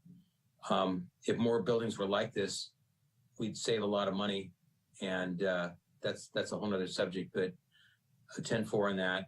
I think with that in mind, letting this building blossom into something else later, it's sprouting now, it may blossom later. I'm fine with that. Great. Well, with that, I think I'll recap what I've heard so far as potential friendly amendments and get some consensus so we can move this motion forward. Okay, so what I have is shall provide all relevant detailing for the trash enclosure, shall provide a full landscape set of plans, consider a more elegant solution and a more simple solution to the sunshade structure above the windows. Consider adding an entry canopy, which would match the simple shade structure over the entry. Consider a new live oak specimen tree from a nursery rather than transplanting the existing live oak. Scott, I would say you could even leave out to give flexibility. If they want to do live oak, they can, but I would say specimen tree. Okay. Consider a specimen tree from a nursery rather than transplanting the existing live oak. Consider more tree diversity on site. Consider at the south and east corners more planting with taller columnar trees, and consider more taller tree plantings on the south side if a larger setback could be achieved. Consider metal trellis with creeping vines, suggestions to Virginia creeper, kiwi plants, and creeping fig. That would be mainly at the west and east elevations, but I believe if we're leaving the windows, we could you could have it where appropriate, and it's just to consider. Those are all the items that I had on my list. If I was missing any, please correct me. Okay, seeing no one, I'll check in with Planner McKay. Do you have a list or you need any clarifications? I believe I have everything down. Thank you for that summary. Great. And to the applicant, any concerns with the shalls or considers? None, we're good. Okay, thank you very much. Do we have someone who would like to add those friendly amendments to the motion? I move to add the friendly amendments to the motion as read by Chair Kincaid. Thank you, Board Member Weigel. Does the motioner accept the friendly amendments? Indeed, yes. And does the second accept friendly amendments? I do. Great. And just point of clarification, this is design review approval with these shalls and considers being final review by staff. Is that correct? Yes. Yes. Okay. So with that clarity and the friendly amendments being accepted, I will ask Patty for a roll call, please. Okay, board members, roll call vote. Board Member Wicks. Aye. Board Member Weigel, Aye. Board Member Sharon, Aye. Board Member Birch, Mute. Aye. Vice Chair Hedgepeth, Aye. and Chair Kincaid. Aye. Great. Unanimous approval. So thank you to the applicant team and to Tim Shannon and his group for bringing this project forward. We look forward to seeing it get built and the street improvements taking place. Thank you all for the conversation. Thanks a lot. Yep. Have a great evening. Okay. Moving right along, we are on agenda item 8.2. This is a concept design review item, Stony Oaks Apartments, located at 2542 Old Stony Point Road, file number DR21-002. And we have Senior Planner Adam Ross to present to us. Welcome, Senior Planner Ross. We actually do not have Senior Planner Adam Ross. We have City Planner Connor McKay here to present this concept design review item. Great. Welcome back again, Connor. Thank you. So yes, we have a Stony Oaks Apartments concept design review project, file number DR21002, located at 2542 Old Stony Point Road. So this would be a 142 unit multifamily affordable housing development located on a 4.39 acre lot. As you can see on the slide, there is a bedroom unit breakdown on that chart.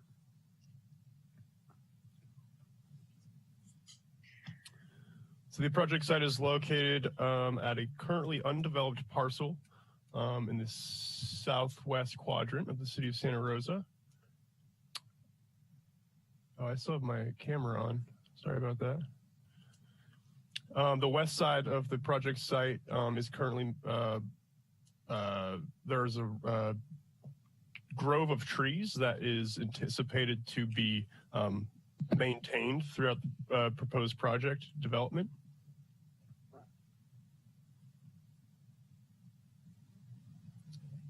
The general plan land use designation of the project site is medium-high residential, which allows for 30 units per acre. This would allow for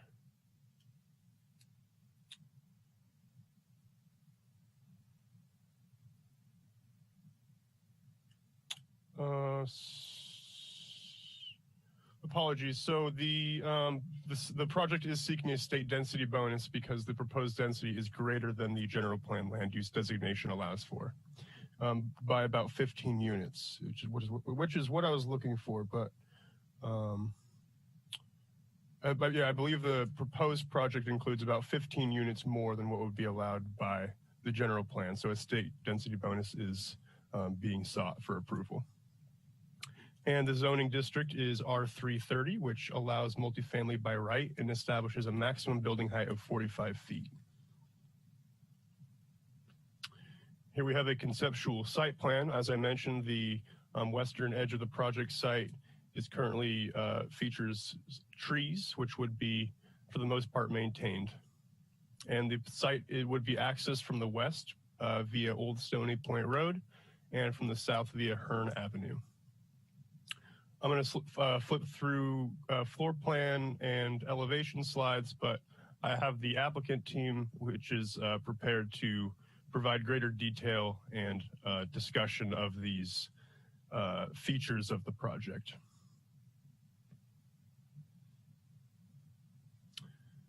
Ground floor plan.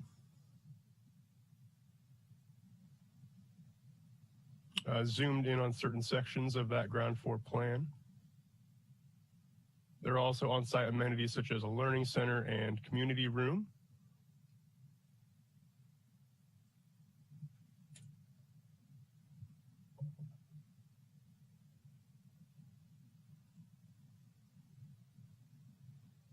So this the building would be stepped between the second, third, and fourth floors of the buildings to provide visual relief for the project.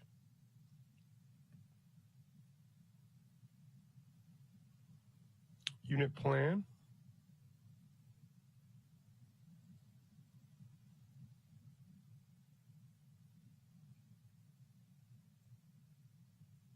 So here we have conceptual elevations, the north, south, west, and east. Like I said, the applicant team is ready to provide additional discussion and architectural analysis of this component of the project. Conceptual 3D rendering.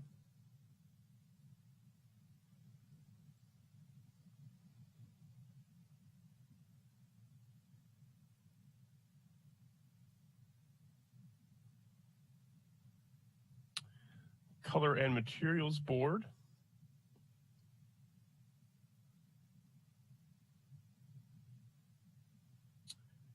And here is a bit of a close-up of some of the proposed outdoor amenities for future residents.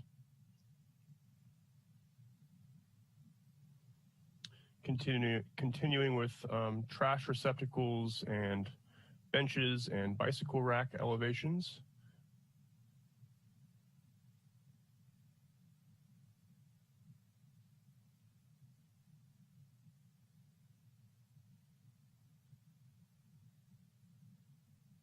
Conceptual fencing design.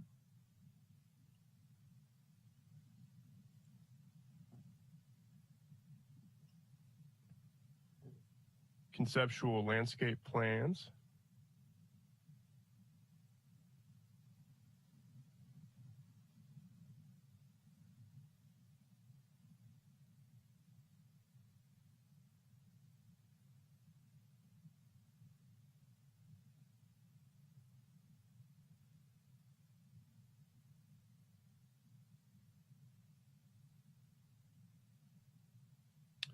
So we are here tonight for the Design Review Board to provide comments and direction for this project.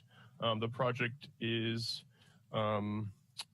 subject to the Resilient City measures for reduced review authority, which would allow the zoning administrator to provide minor design review following the comments and direction provided by the Design Review Board. So I believe the applicant has a presentation they would like to present now, and I shall bring that up here. Great. Thank you, Planner McKay. As the applicant makes their presentation, those who are going to make the presentation, if you could give us your name and relationship to the project, that would be very helpful. And welcome. Okay. And the applicant team has been unmuted. Great, thank you, Connor. Do you mind jumping down to the next slide there? Thank you. Good evening, board members. My name is Taylor Rasmussen. I'm a development director with Meta Housing. Meta is the developer for this proposed project.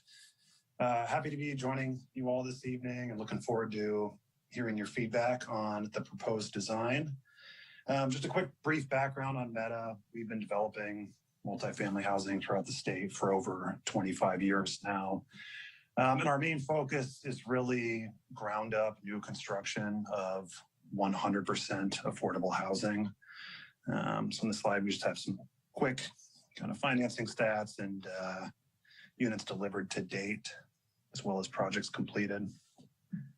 Connor, can we go to the next slide? Thank you. So these images here represent the construction and finish quality we strive to achieve on each one of our projects. As you see, we've included a variety of design styles. We really approach each project within the context of the surrounding community by working closely with our design team members to deliver a project that really fits within the kind of immediate fabric of that specific neighborhood. So I think on the next slide, we have some more images as well, if you want to go down. So, we are long-term owners of these properties. Full-time property management services will be in place for the life of the project. So what that means is we'll have 2 residential units dedicated for the on-site property management staff. And that staff will be available to residents, pretty much 24 hours a day, 7 days a week for anything that may come up at the property. And in addition to the property management services, our residents will also have access to services such as life skills training, educational classes, as well as linkages to local community resources. So again, we're excited to be partnering with the Dahlin Group for their architectural services. The Dahlin team has extensive experience designing award-winning affordable housing communities, and I know they have at least a couple projects going on in the city of Santa Rosa right now. So I think on that note, I can hand it off to Lori Moffett-Felberg with the Dahlin Group. And just a quick note, the Meta team will be available for any questions at the end of the presentation. But go ahead, Lori. Great, thanks, Taylor. You guys are always so good with your Zoom meetings. I just want to applaud the city. Lori Moffett-Felberg, Senior Principal with Dahlin Group Architecture Planning. Thank you for having us this evening. Can we go to the next slide? As Taylor said, this is an affordable housing project. We dropped the site context in here with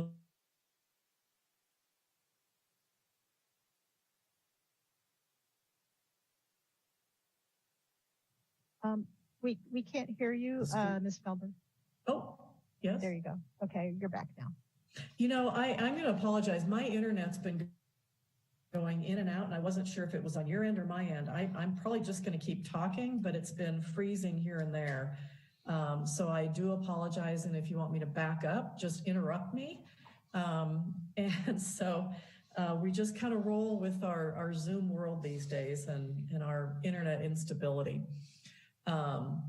But we think this is a really interesting site because of the high school, the elementary school, multiple parks. Next slide, please.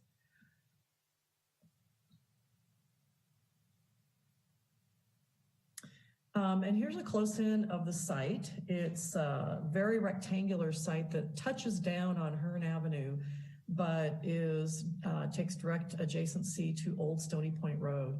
We found the site intriguing with the oak grove that's there, oak and other trees along Old Stony Point Road, and the fact that Old Stony Point Road is a dead end. We do have another apartment complex directly to the north of us, you can see in the slide. And then the views A, B, C, and D are various perimeter views of the site. Next slide, please. So here's the overall site plan. Again, it's a long, narrow site. We've been working very closely with city staff as well as fire to make sure that we can accommodate both the multifamily design guidelines, and something's going dark. There we go. As well as fire access. So we made the decision to take our main access off of Old Stony Point Road because it is a dead end and we are preserving that oak woodland. And so it provides a really great approach and entry sequence into the community. We do need 2 points of egress for fire. So we are using the connection point at Hearn as well. But here you can see the predominant preservation of the trees at the western end of the site and the building in the center. We do have parking surrounding the building. And Roman, our landscape architect, will talk further later in the presentation about the variety of outdoor spaces that we've provided for lifestyle quality for the residents. But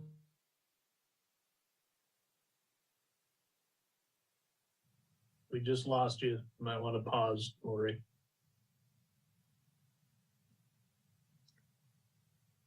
Next slide. We lost you at the end there, Lori, just to let you know. Oh, sorry. Okay. Again, I apologize if I'm going in and out. It's been kind of all night. I think we lost you when you were saying that Roman would be speaking to the landscape architecture later, and then we lost you. Yes, we've got 6 different outdoor spaces with different programming for a variety of amenities for the residents. So we think that gives a really great enhancement to the quality of life here. And we can go to the next slide. So we selected a building vernacular that, while many of the images that Taylor had shown are very urban settings, very square-shouldered, more urban buildings, we sloped the roofs on this and did as much in and out and stepping as we could, given our site shape and constraints, to really create an aesthetic that will work in more of a residential neighborhood than a more urban and commercial neighborhood. This is the main approach view, as you can see on the key plan, where the ground floor is the community space, the management offices that spill right out into one of the outdoor spaces that provides for more gathering and kind of an indoor-outdoor flow for the residents. Next slide. This is another view taken just slightly from the southwest of that same area, and you can see the outdoor space there. And as you look down the right-hand side of the building, you start to see that stepping of the wings as we move from west to east along the face of the building. You'll also see the striping across the drive aisle. That's a pedestrian connection through the oak woodland out to Old Stony Point Road. That's the beginning of that, and it will connect directly to the sidewalk surrounding the building as well as that outdoor space. We also are surrounding the site with a whole palette of trees. In addition to the grove at the western end, there's a couple other larger trees we're preserving along the south, and then adding a significant number of trees to the site. Next slide. So this is kind of the view you would have from Hearn. And you can see on the key slide, that's really the window where the site touches down at Hearn Avenue. And so we brought this wing of the building all the way down to 2 stories and stepped it back with the roofs, did a lot of articulation with the hipping. You can see just to the left of that, the 3-story stepping up to the 4. So we feel like this starts to break the mass of the building down using both the form of the building, the roof forms, entry canopies, and then the color blocking, changing the materials between the stucco and the cementitious siding, and color blocking those to create variety on the building planes, and also breaking it up on a horizontal basis. So we have this sense of base to it without being too rigid in our striation of a base across the building. Next slide.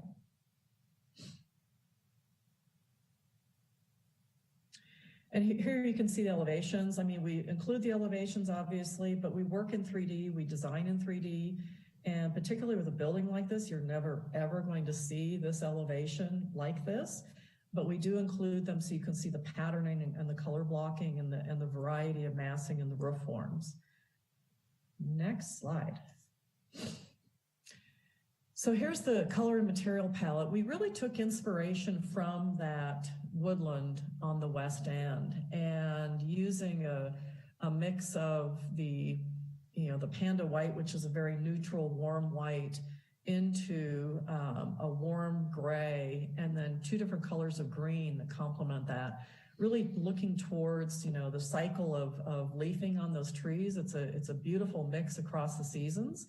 And we felt that really connected the building to the site itself. Next slide.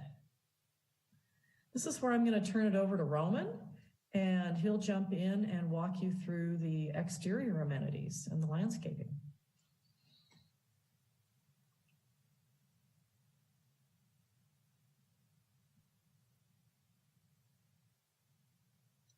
Did I freeze up, or Roman, are you there?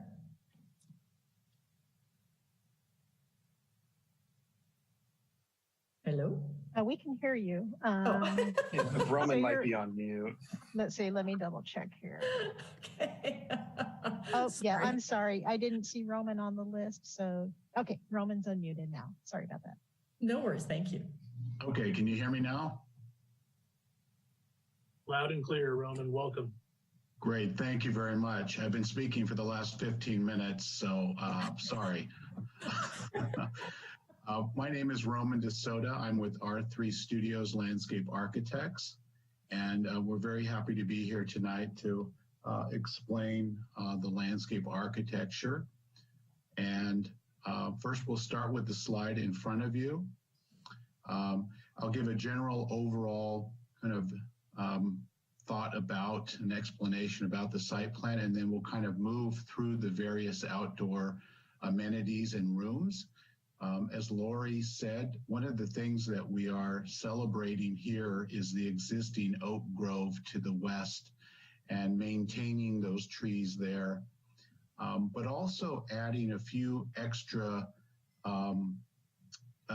flowering trees to that oak grove there, and that's indicated with the kind of olive shaped or olive colored trees there. Just to kind of highlight that entry a little bit more, those trees would be typically a California native flowering tree, although there's not too many of those.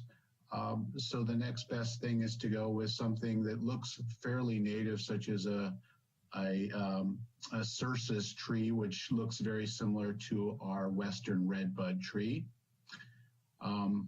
Then along the perimeter of the site, we would be using a combination of evergreen and deciduous trees, the evergreen trees to provide some screening, the deciduous trees to provide seasonal color, and then along the parking spaces, the planter fingers would have a nice accent tree, broad dome canopy to provide shade in the summer months, and then in the winter months, defoliated to allow sunlight through. So we could start probably with the next slide. So this slide is the western portion of the project along Old Stony Point Road. We're going to have a row of street trees, a parkway, a sidewalk. And then one of the things that we thought would be a really great way to kind of celebrate this space is to provide for an accessible pathway through and around the existing oak grove, coupled with areas where there could be seating. We could have an area where there's part of a park course equipment that would continue through other areas of the project, some seating areas again, and then even introduce a more natural play area for children using some of these kind of interesting, more modern yet naturalized play structures, such as these kind of old logs and timbers. But we would keep this area more of a natural space as one transitions through here and then across the drive to the community area, which will be the next slide. So we crossed through the oak woodland to, this is a more community center area that we thought would be very exciting to introduce a number of amenities here, coupled with maintaining some existing oak trees. The existing oak trees would be the more olive colored trees there, along with some proposed flowering trees as accent as one arrives to the site. But this area is really kind of a gathering space, an outdoor room to have various different functions, such as eating, seating, kind of reading rooms. There would be a pergola proposed here with an outdoor kitchen, some tables, group seating. And then as you transition from this space to the north with the existing trees, to take advantage of that space, we thought we would propose more of a boardwalk type surface so that the oak trees would be maintained in healthy condition. We wouldn't be stomping all over the roots, but we would certainly provide some outdoor seating elements. There's a library just inside, so this could be an area where you could extend the library to the outdoor space here. This also would be an opportunity to provide some signage, project signage for the project, coupled with a 3'6" high, kind of an open contemporary metal fence, just to provide some safety, and that would wrap back to the building. There's some bicycle racks to the north, some accent planters to highlight entries, and then landscaping, obviously, our building foundations and along the walkways.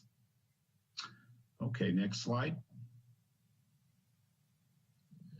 So again, we wanted to continue this theme of creating these outdoor spaces or rooms, and each having an interesting feature. So as we transition from west to east, the next space here would be a children's play area. So there would be a smaller play area for tots, and then a larger play area for older children.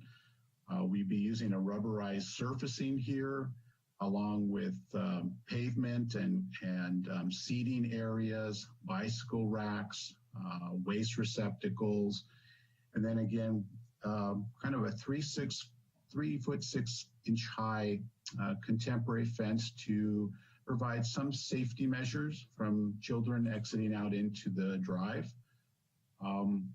And then again, I think it's important also to showcase the fact that trees are proposed in ways that we can accentuate parts of the building, soften some building walls, but provide some more tall columnar type trees coupled with some accent trees in the foreground.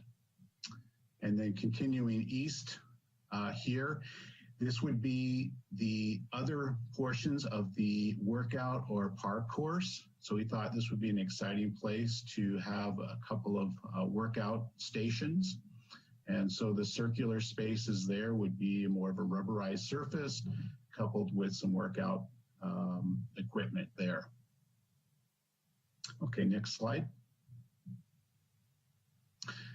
And then as we transition further east, there's two spaces here that we thought would be really a great way to get people outdoors. And so we created two rooms here that, although similar in design, they each have a little bit different feeling to them. The first one here is more of your kind of picnic, your outdoor picnic area. So a nice communal table with some string lights, set on some synthetic turf, and then kind of a more informal seating gathering area adjacent to it.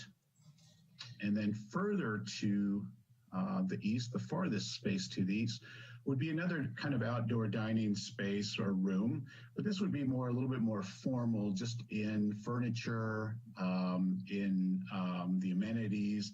So again, this might have a pergola with an outdoor dining table, a little bit more formal seating, but certainly it would include some string lights to provide some of that kind of nighttime and evening glow, coupled with, again, accent trees and tall columnar type trees, both evergreen and deciduous. And then again, in some of these smaller spaces, we would have more of these kind of upright columnar type shrubs to really kind of accent and provide shadow on some of the architectural walls. Okay, next slide. Well, I guess that's it for me. One thing I do want to mention that is not on this presentation is regarding our plant palette. So our plant palette is a combination of native and non-native plant species. And this type of project, especially along building foundations, we certainly want to utilize a lot of evergreen, low maintenance plants coupled with flowering ground cover and intermediate plants. So it's a combination of utilizing what we think is ease of maintenance, coupled with drought tolerance, and also providing seasonal color. So we're very aware of how to use these plants in their most optimal locations with exposure. And then certainly, I think seasonal color in Santa Rosa is such a gem. So we certainly want to emphasize the fact that many of the trees that we're proposing here would provide that seasonal color. And if you have any questions, I certainly am available.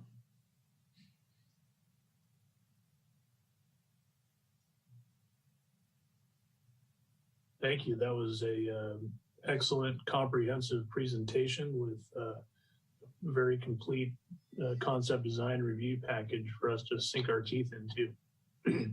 So although this isn't a public hearing, we have in the past and will tonight afford the public a moment to comment. So at this time, I would like to open up the public comment period. Anyone wishing to speak on item 8.2 has 3 minutes available for their comments. Okay, Chair Kincaid, we're looking for some raised hands. Don't see any just yet, but sometimes it takes a minute. And if anybody would like to speak, if you could electronically raise your hand, and we can call on you.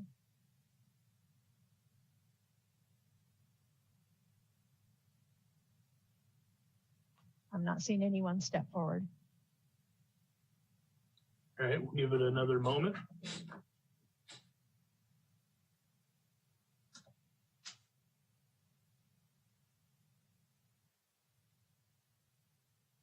All right, one last check. Okay, if anybody would like to do a public comment, you could raise your hand and we can call on you to speak. And Chair Kincaid, it looks like we don't have anybody. Very well, we will go ahead and close the public comment period, bring it back to the board. Concept design review is informal. Back and forth is certainly welcome. And comments and questions can proceed in unison. So let's start out with Board Member Wicks. Questions, comments for either staff or the applicant?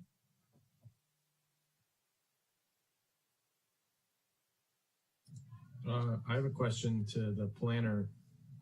I remember taking a note and then I didn't write it down. What was the height limitation in the zoning code for the building? 45? Oh, yeah, well, that's the case, cool.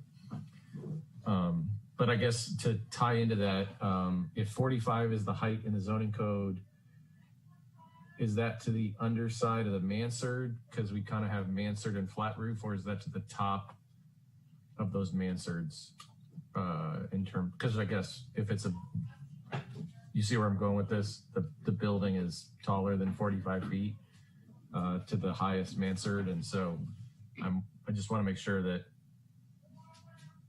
we cover that, whatever that means.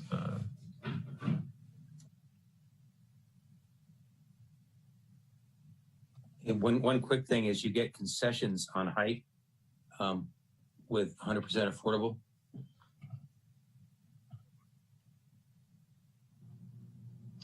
Yes, this is Acting Supervising Planner Andrew Triple, and I did want to follow up on Board Member Hedgepeth's comment that through a density bonus eligibility, the project would be afforded certain incentives and concessions, and one of those could be used as a concession from the maximum building height requirement. Yeah, that's what I thought. The only concession I heard was the actual total amount of units above the anyway, you see where I'm going.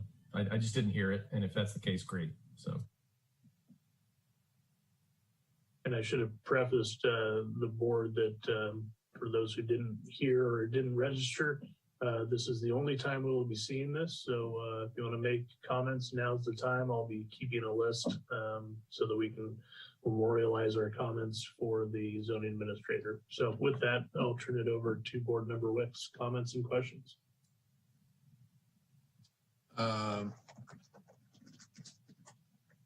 So this application hasn't been reviewed by traffic yet? Is that's my question to staff? The first one, and the reason why I'm asking that is the ingress and egress onto Hearn Avenue. Driving by the site today, it's a fairly well-traveled site or street in Santa Rosa, and just curious how that ingress is going to be limited to right in only, right out only. And I may be asking something that hasn't even been reviewed yet because this is a concept application. Yeah, so the ingress and egress has not formally been reviewed by the traffic department yet. Okay.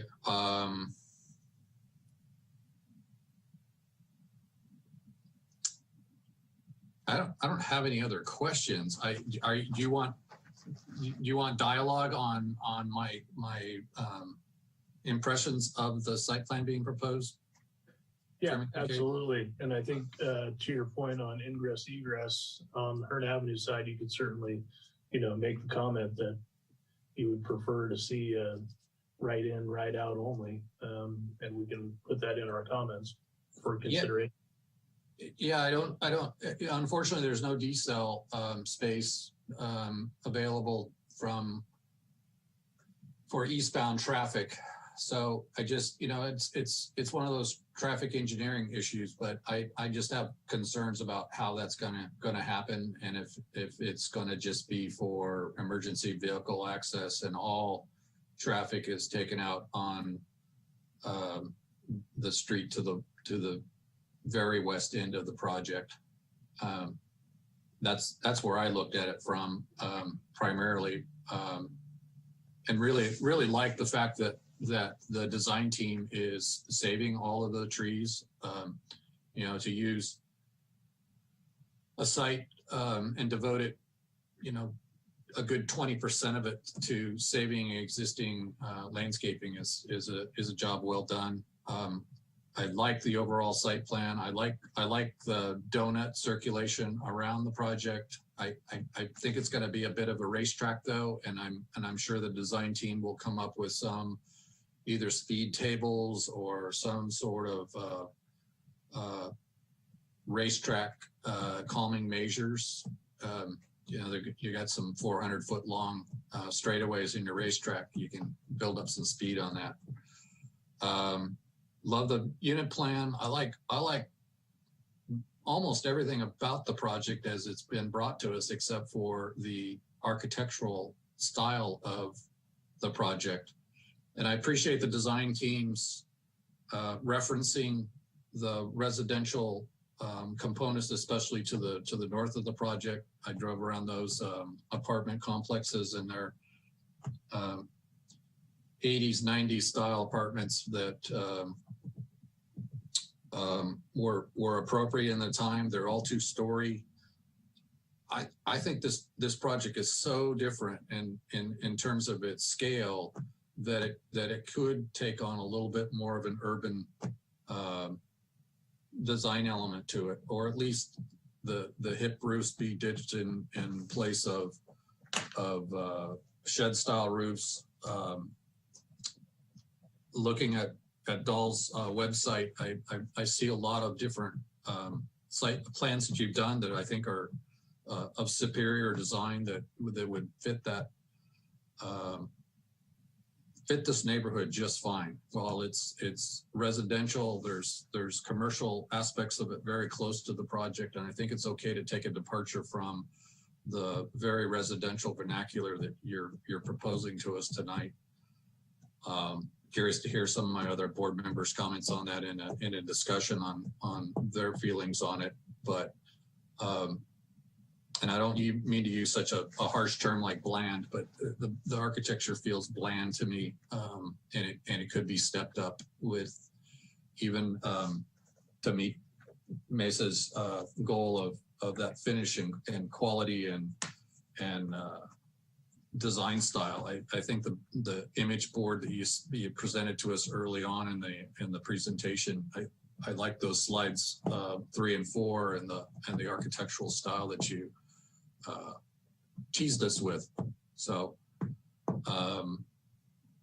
I'd be glad to jump back in after hearing some of my other board members' comments, but that's what I got for you so far. I have another question. We'll just go ahead with questions and comments. Board Member Weigel, you can be up next. You can be up next. Sure, why not?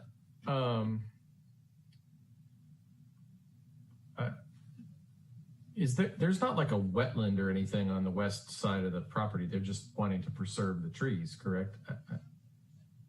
I had kids running around the background, and sometimes I miss stuff because of that. So I just wanted to confirm. There's not anything like, from an entitlement standpoint, that is preventing usage of the west side of the property, correct? That is correct. Okay, that doesn't mean I'm going to move anything. I just was curious. I felt like I missed it. I didn't want to say something that prohibited us from kind of So with regard to it's just the fact of the mature oak trees that are there. Yeah, and that's fine. Yeah, I get that. Like I said, I think I missed it because there was a screaming child or something behind me. Of course, yeah, no wetland or anything. Okay, cool. So that was the only question I had. I tend to agree with Henry. Bland is a good word. I think Meta's kind of tease in the on slide 3 and 4 speak to a different type of architecture that they, as I think as a developer, have done. And also looking at Dahlin Group's website as an example. I mean, like the Marina Plaza that you guys are, I guess, working on in Cupertino is kind of unique and of similar scale. But something like that, I think, would be welcome, in my opinion, a more modern architecture that we find around here in the Bay Area.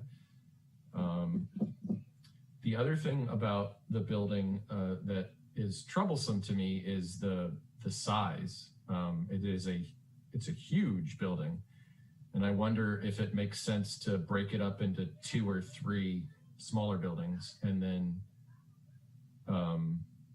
provide amenities in between the buildings, kind of like you're doing in those courtyards on, I guess, the south side of the property right now. I feel like that would be a better way to deal with the large mass of the building. I do appreciate the push-pull kind of happening and breaking up the mass, but I think dividing this large expanse up might be nice. And I think if you broke it into 2 buildings, you really wouldn't lose much, because you could, do 10 or 15 feet in between them, and you'd probably end up with the same unit count and all that stuff. And then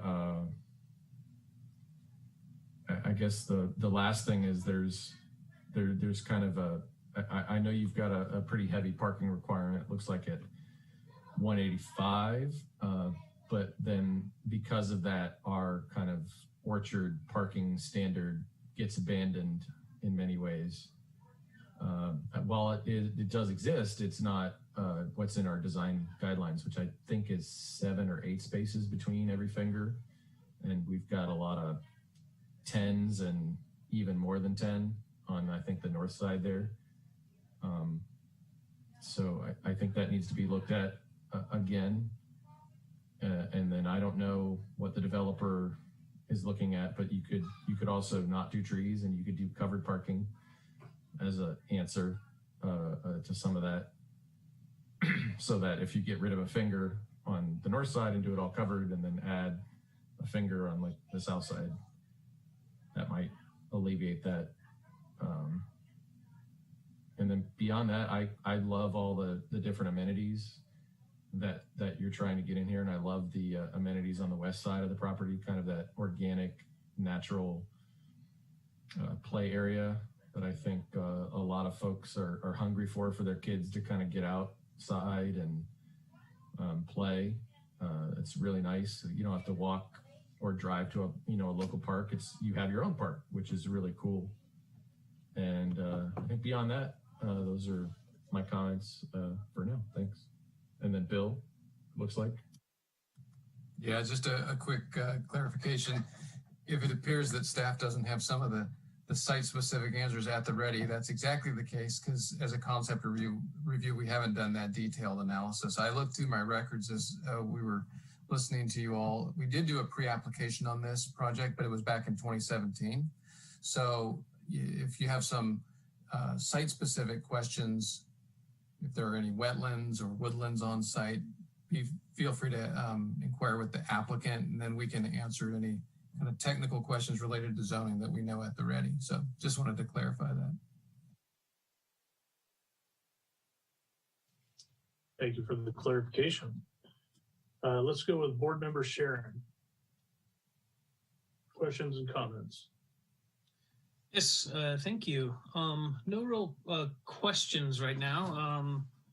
First comment is there's a wonderful presentation, a wonderful package for concept review. Thank you very much for all the detail that you included in what you're thinking here, especially with the site and the exterior, and going into the granular detail of the arborist report and even your landscape details and irrigation details. I mean, I appreciate all of the thought that you guys are bringing to the site itself, and also that the affordable housing aspect. This is going to be a really great use of the site.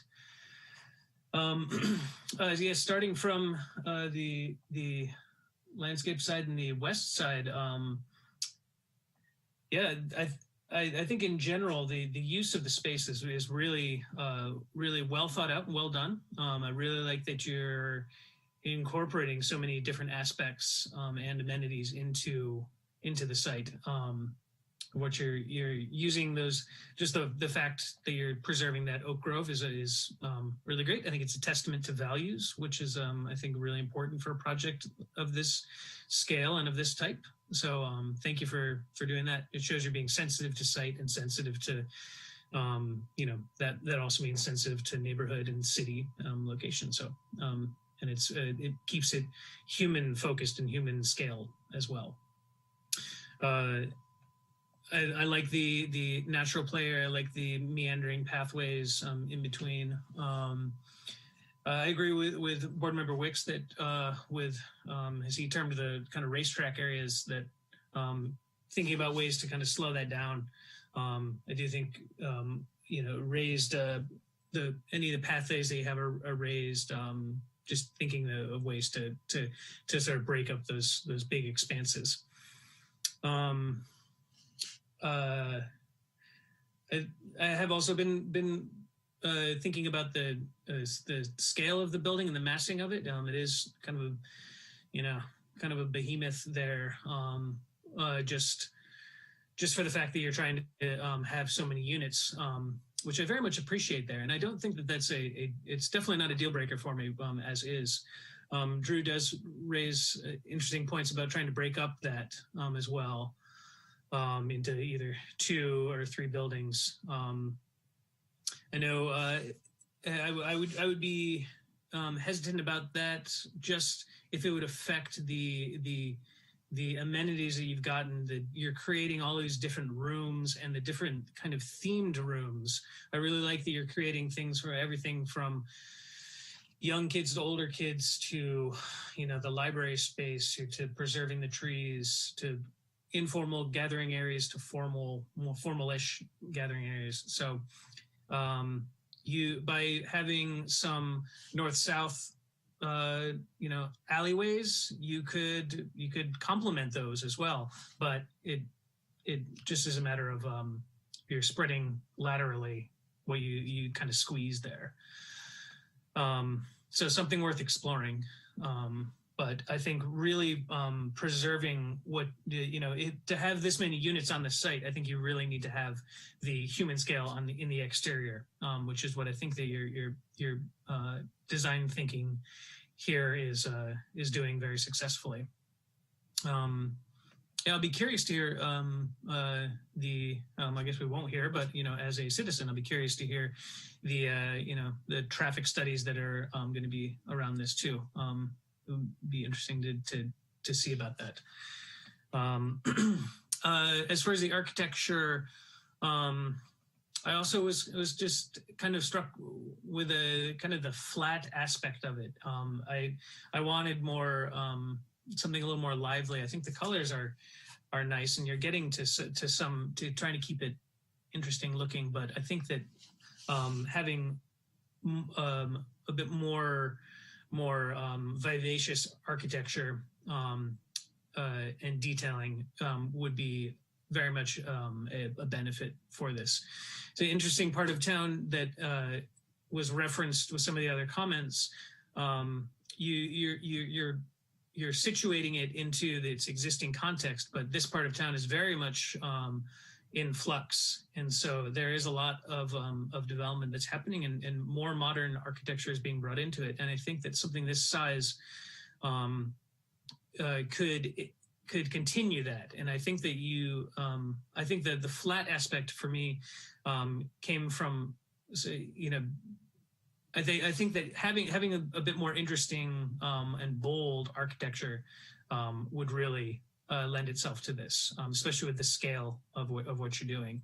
I think the site and the landscape is getting to that, and I think that you're having all of these interesting amenities that are there to complement the buildings, and then have the buildings complement the landscape as well. So yeah, go with some of your more interesting portfolio of your body of work. Look into those. I think that you're hearing that from the board members, and so push that a bit more. As it is now, this is a great conceptual beginning, and so I'll be interested to see where it goes.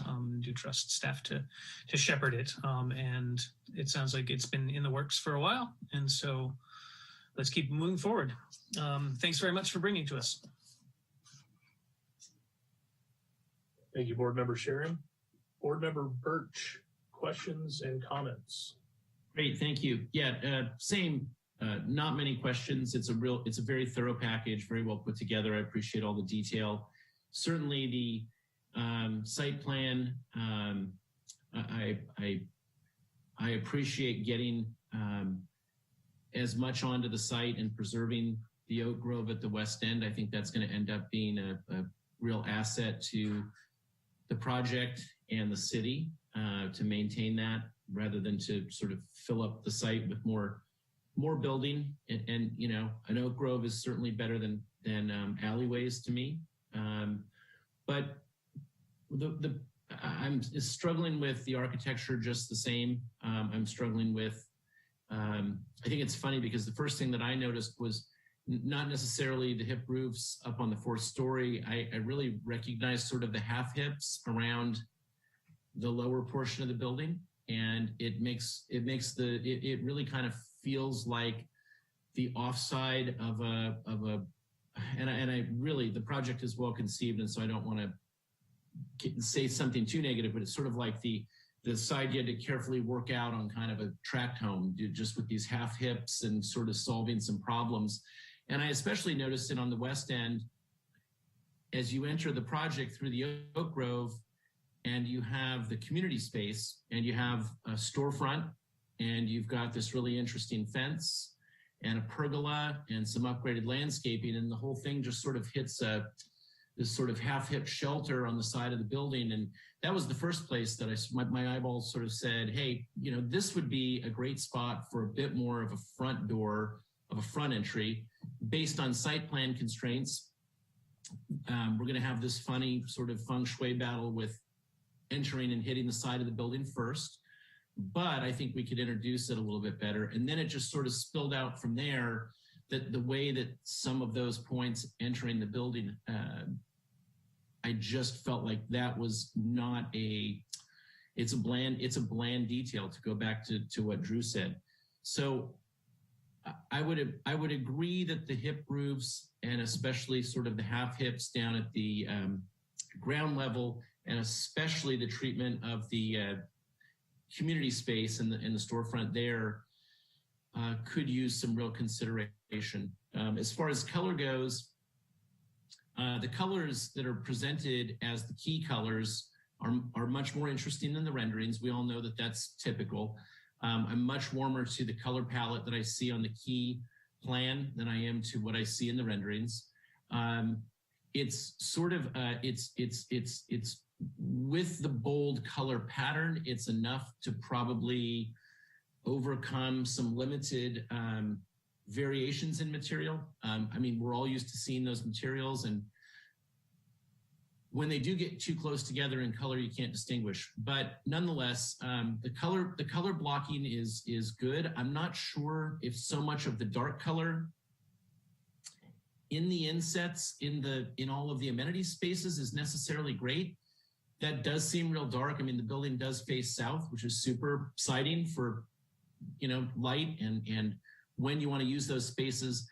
My thought was just they're awfully heavy in terms of the amount of the dark green color inside of those spaces. That was another comment that I had. So those are my comments for now. I think this is a fantastic project. I think fitting this in, keeping the oak grove and kind of and finishing a little piece of this neighborhood with something of this level of quality and thoughtfulness of the developer who's experienced is going to be fantastic. But I do think that there's a little bit of work to do with the architecture. Thank you, Board Member Birch. Vice Chair Hedgepeth, questions and comments?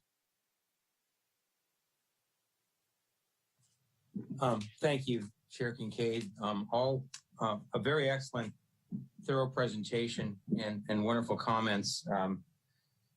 Kudos to the Dahlin Group for really thinking on the human level.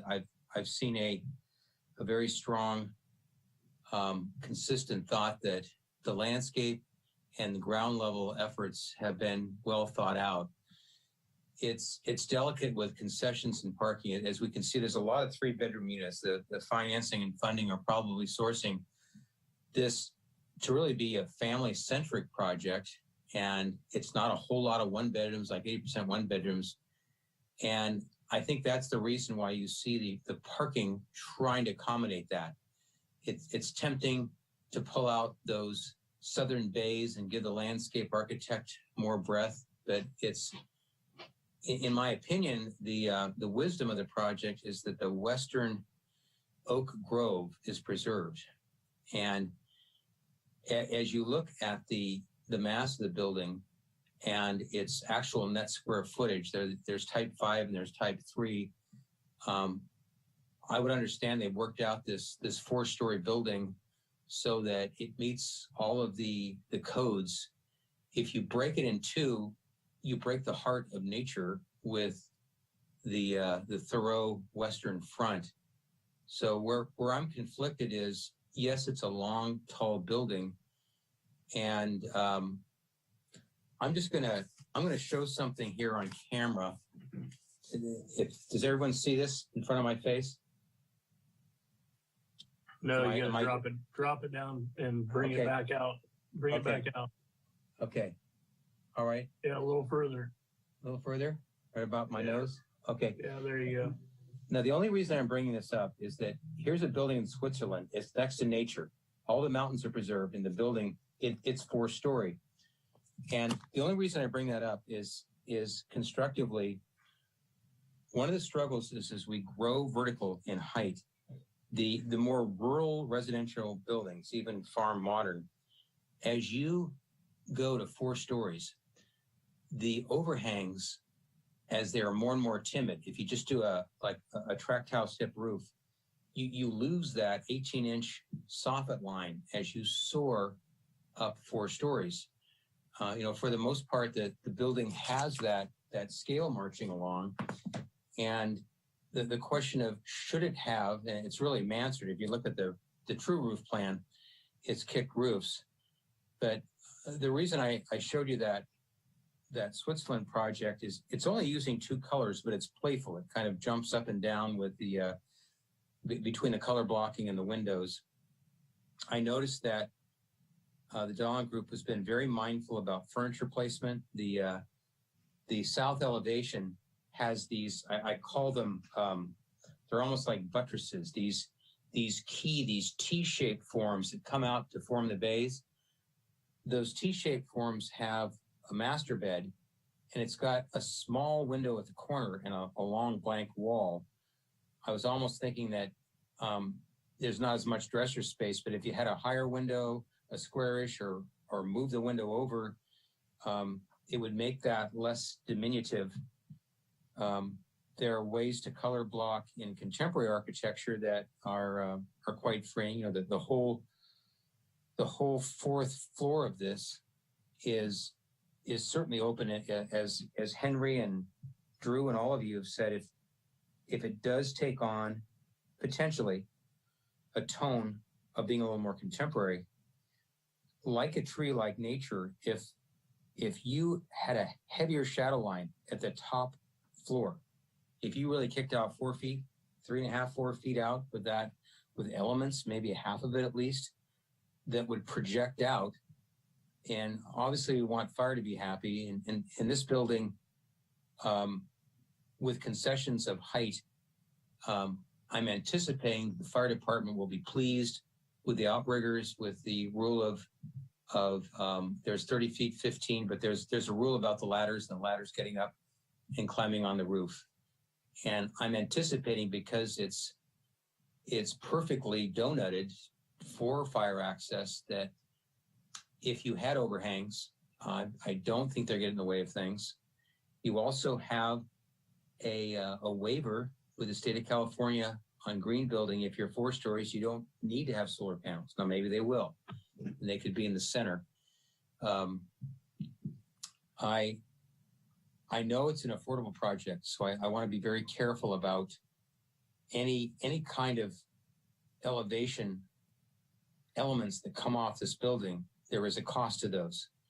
The colors don't trouble me that much, but I think the large, big blocks, the 4-story blocks with 3 windows across, I don't think that just a generous overhang at the 4th floor will be enough. I think you need to get playful with the colors there.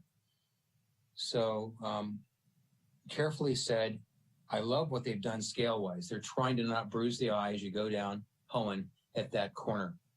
And I think there have been intonations on the board about, is that a courtesy EVA? Is it exit only?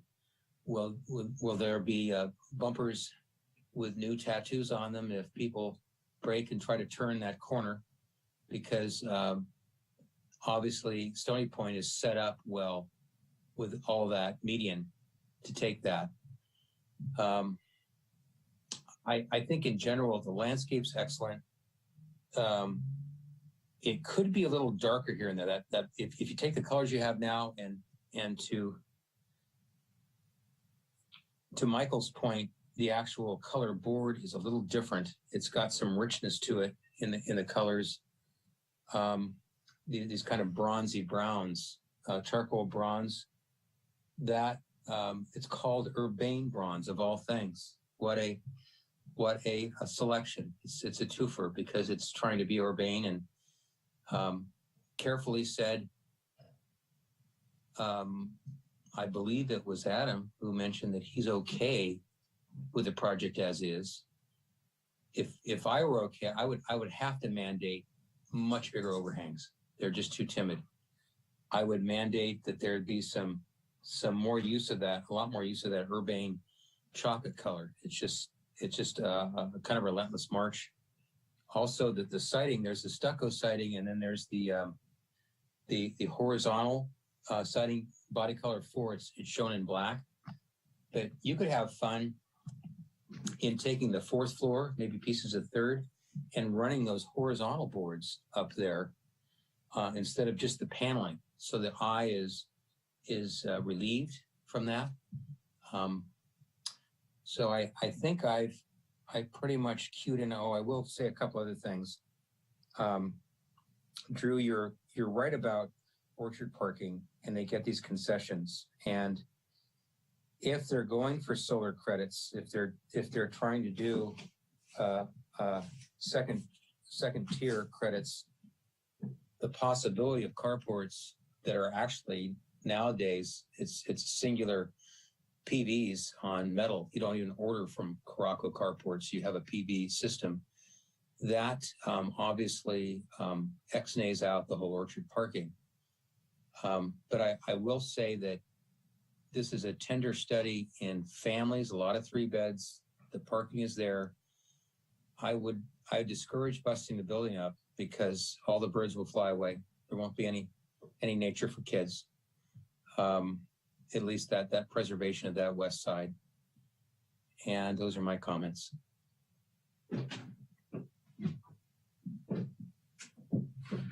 Thank you, Vice Chair Hedgepeth. I want to, before I make my closing comments and read through the list, I want to circle back through the board now that everyone's had a chance to speak. So starting at the top, Board Member Wicks, any final comments?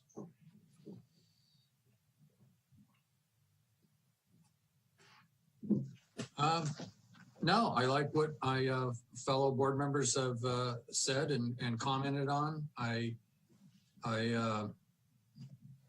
got to thinking about Drew's comment about breaking it into 2. There's already 2 elevators. But I also think the play areas and the areas created on the south side of the project, I'd kind of be okay with it being 1 building, but I could see it being 2 if there was a benefit from the developer side. I too, I have to bite my tongue on some of my comments because sometimes I want to add cost to a project, and adding cost to an affordable housing project like this is not the right direction that I think the developer should be hearing from us. But I just want to reemphasize that the contemporary form of the architecture is really okay in this application here. That trying to reference the residential style that's adjacent to it is probably not the direction that we would like to see if this project came back to us as a board.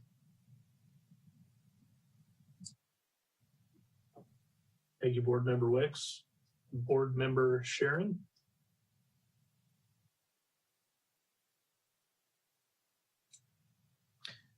Yeah, I think a lot of good things have been brought up. I hope that the applicant feels that way as well. Would be curious at the end, of course, to hear a little bit of how they're reacting to what we're thinking of. And yeah, I guess just in closing, I think of really, as Henry closed with as well, just push this, make it a beacon for this this really burgeoning part of town. It's undergoing some change. Really make this an innovative, attractive building for affordable housing for tons and tons of families. It's going to be great.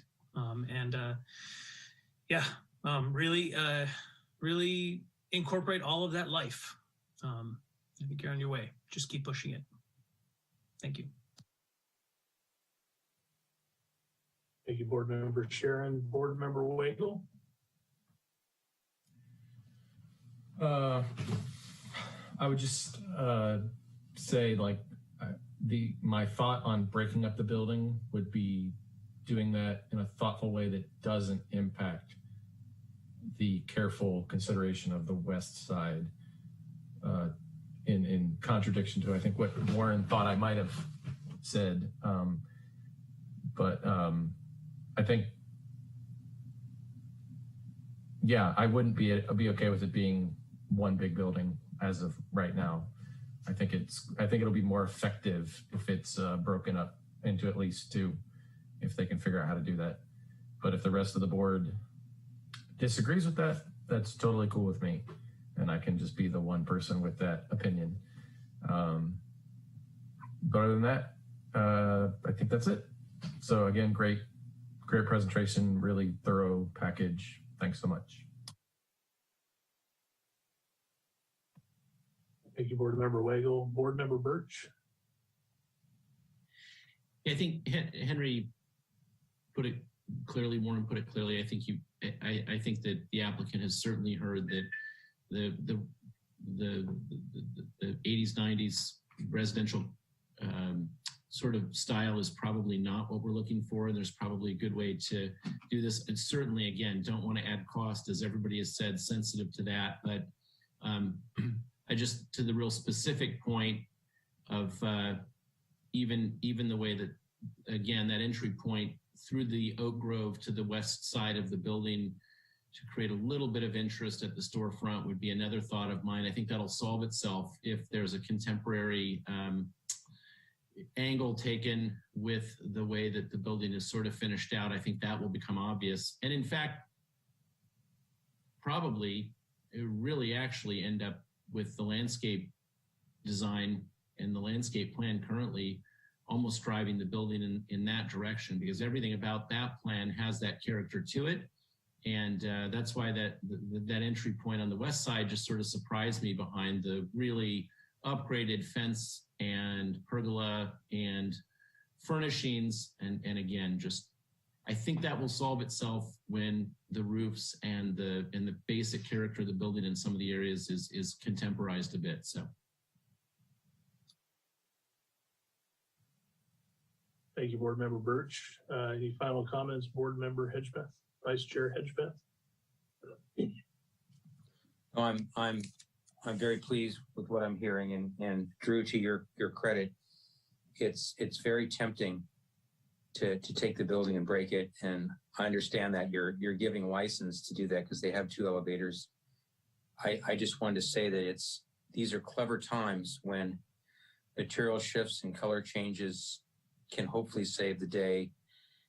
I would love to see those windows somehow in siding and color blocking utilized, and some of the cheeks have so few windows, maybe with lower dressers. I would like to see a few more windows, but again, I'm confident the Dawn Group can do a wonderful job. And to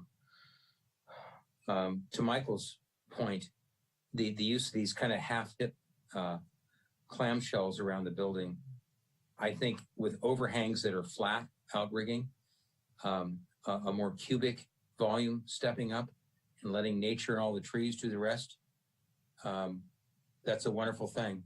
Though there isn't a plant power right now, Adam, not to get in your lane, but ginkgo trees would look gorgeous massively. I think they get to 172 feet in 300 years, but there's some wonderful trees to pike it up that do not affect fire. If on the outside of the building, the fire department is not fussy with that.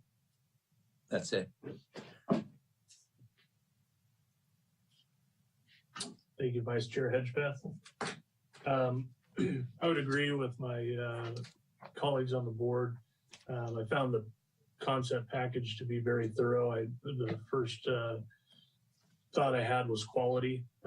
I too was drawn to the landscape amenities considerably more than the architecture.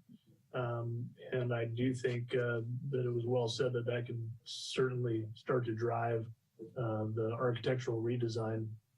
I also thought there should be more pedestrian connections to the south sidewalk. That would get you to the thoroughfare, if you will. And those could certainly be done with, calming measures for traffic, speed tables, coupled with crosswalk highlighted areas to take the pedestrians from the building proper over to the south side. A few of those would go a long way, I believe. So what I'm going to do is read through the comments, and then let's hear from the applicant team and see if they have any questions, clarifications, and their general response to our design comments. Let's see. So who's that? This is Taylor with Meta. Hi, Taylor. How are you? Is now a good time to jump in, or Oh, yes, finish certainly. there? Sorry, didn't mean to cut you off. Yeah. No, it's certainly a good time to jump in. I was just going to summarize our comments, but if you've been intently listening, then we'll take your thoughts and response right now. That's fine. Go ahead. Yeah, no, I'm sure Lori, might have some specific comments or questions, but just wanted to state that we really appreciate the thoughtful insight that you all gave. We'll strongly consider the feedback as we continue to proceed through the development of the design. We'll see what we can be done here and still meet our budget. But again, just wanted to state that really appreciate the comments. And Taylor, if you want me to jump in, is this an appropriate time to address a couple of the comments? It would be fine for us, Lori, so go ahead. Great, thank you, Chair Kincaid. I do want to address the breaking of the building because that's a pretty big one. When we started the site planning of this particular project, we were so struck by the uniqueness of that oak grove at the western end. And in order to get this amount of quality housing, meet parking requirements, all those other things, provide the quality of the outdoor space for the lifestyle of the residents, you simply can't fit that much with enough of a gap between multiple buildings to have it be meaningful. Otherwise, it just becomes a dark canyon between a 3 and a 4-story building. And so we made a judgment call on values, that the value of that oak woodland in contribution to the residents and the overall community was far superior to a 15-foot wide kind of slot between two buildings that you can't really ever get a perspective on just because of the nature of the site itself. So we did look at that. It's very, very difficult to try to even see how we could go back on that. I totally understand the comment, but I think given what we're trying to preserve at that west end, that's what's really taken us to the solution that we have here. For the other comments, we're always open to work with the city, work with our client, and take your comments under consideration. We're always so sensitive to neighborhood context because, in all honesty, full disclosure, we tend to get beat up sometimes in neighborhoods. And so we're definitely happy to take, your feedback, and we'll take it back and work with Meta and see where we want to go from there. But I did want to address the breaking of the building because that's a pretty big impact on that western woodland. Thank you both for your responses. I think if we can provide them with a little more context on the more contemporary look that we're striving for, what I'm hearing is more in the roof lines, and which may or may not carry into other architectural elements. But I think I'm thinking back to a project that we saw on West College Avenue, kind of in more of a neighborhood setting that this property resembles. And it came to us at first with this very extremely modern design, and we changed it back to more of a contemporary but more farmhouse type of design, which fit into the neighborhood there, but yet had some of the roof profiles that we're speaking of now. So maybe the architects could give a little more clarity. As I think Warren gave the clarity of the reveals at the roof lines, particularly on the 4th-story roof. But if there's any more kind of defining comments that would both help the zoning administrator and applicant kind of hone this into what our recommendations are, that would be appreciated here. I'll weigh in real quick and just make the basic statement of ditching the hip roof elements, especially on the lower portions that just take it back to the 80s, 90s architecture. And to Warren's comment, and he can expand on it, but deeper, taller roof line at the top when you're up 4 stories and you've got an 18-inch or 24-inch overhang. It just is too. I think you used the word diminutive, Warren. It's just it's too weak. So I just think the ditching the hips for me and using some of the other elements that were in the opening slides of the presentation and a few affordable projects I've looked at on Doll's site while we've been in the middle of this meeting, I think is the direction I'd like to try to emphasize to the architectural team.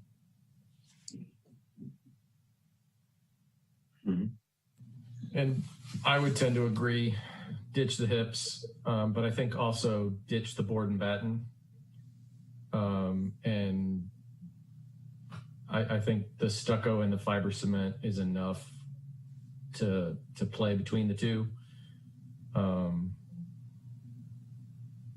think trying to do that I wasn't actually a super huge fan of that modern farmhouse aesthetic that we ended up with on that other project, Scott. And I think when we have new construction, it's the opportunity for the team, the architectural team and the applicant to push the envelope a little bit and introduce new design styles that are complementary to what exists, but not necessarily respectful. I know that may be coming out wrong, but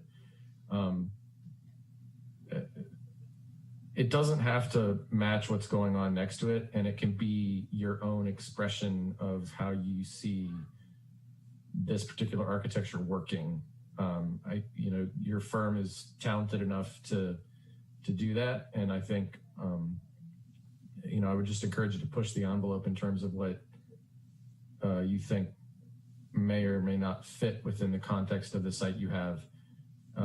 Kind of like what Warren talked about in terms of the architecture of that Swiss project being modern and expressive, which then in turn highlighted the nature that surrounded it, as opposed to, I think, what Henry was referring to, kind of that 80s track cows look that I think would detract from the beautiful nature that you guys are respecting on this site. So that would be my comment on that. Great. I think that that does provide more clarity to what we were getting at as a board. So I'll ask staff if they've got enough information or if they would like me to kind of read through my notes. I would greatly appreciate you recounting the notes that you have. Okay, super. So here we go from the top. And these are all considers with the exception of the architectural design becoming more contemporary and, and modern and pushing the envelope. So consider more pedestrian connections from the buildings to the south sidewalk. Consider a right in, right out only at Hearn Avenue if safety is a concern for residents and motorists. There's a significant appreciation for keeping the trees, the tree groves at the west end of the property. Consider more calming solutions for the long drive aisles, both on the north and south sides. I think we've talked about this, but I'll just read through it. Consider departure from the neighborhood architecture, create a more urban architecture, possibly shed roof styles, more like the slides in the applicant's presentations numbers 3 and 4. I think that although we talked about breaking up the buildings, the architect responded to that it's likely not to happen without impeding on the west end. And I think we heard from the majority of the board that continuing with the plush south amenities is far more important potentially than breaking up the building. Keep the variety of amenities as they're currently reflected. make the architectural elements more vivacious and bold, possibly with colors. Key plan colors obviously are more preferred than the rendering look, and the color blockings works well with the building massing as it stands. Some of the darker colors in the amenity spaces are a bit too much, might need to brighten those up. The human scale of the buildings and landscape is appreciated. Look at all of the elevations, particularly in the cheeks where there's potential glazing that's lacking. Look if there's opportunities to arrange the floor plans such that more glazing can be added. A much heavier shadow line at the fourth floor. Consider doing more with the long elevations to break up the massing, potentially with colors. Use more of the urbane chocolate color throughout. Utilize the horizontal paneling more where there are current stucco areas. Consider ginkgo trees. Had to throw that one in there. Out of your lane, Warren, but I'll throw it in there anyways. You know, and I think this will come out through the architecture, but provide more interest at the storefront on the west side. It's very bland at present. I see Warren raising his hand, so let's go ahead and hear from Warren to round out my comments. Okay, thank you. Excellent comments. I wanted to clarify one thing. When we look at modern architecture, this is a very large but promising building. I don't want to call it imposing. The plan is very lively, very articulated. There's an A++ Yelp on what's going on in the plan. Let's be mindful, the word modern and the word shed, there can be a discord. There are a lot of buildings that happened between 2015 and now. You can drive from here to Petaluma South or all over, and they have these little kick-ups here and there. They're kick-ups, is that what they're called? But I think it would be an offense.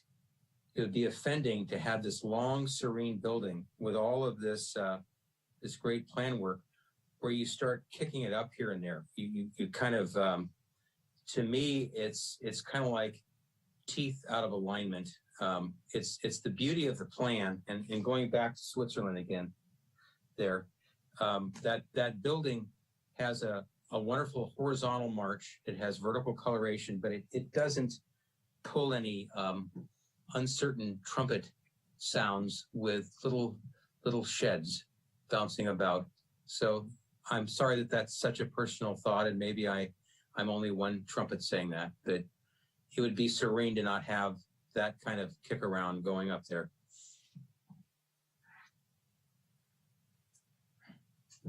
As a non-architect, I concur.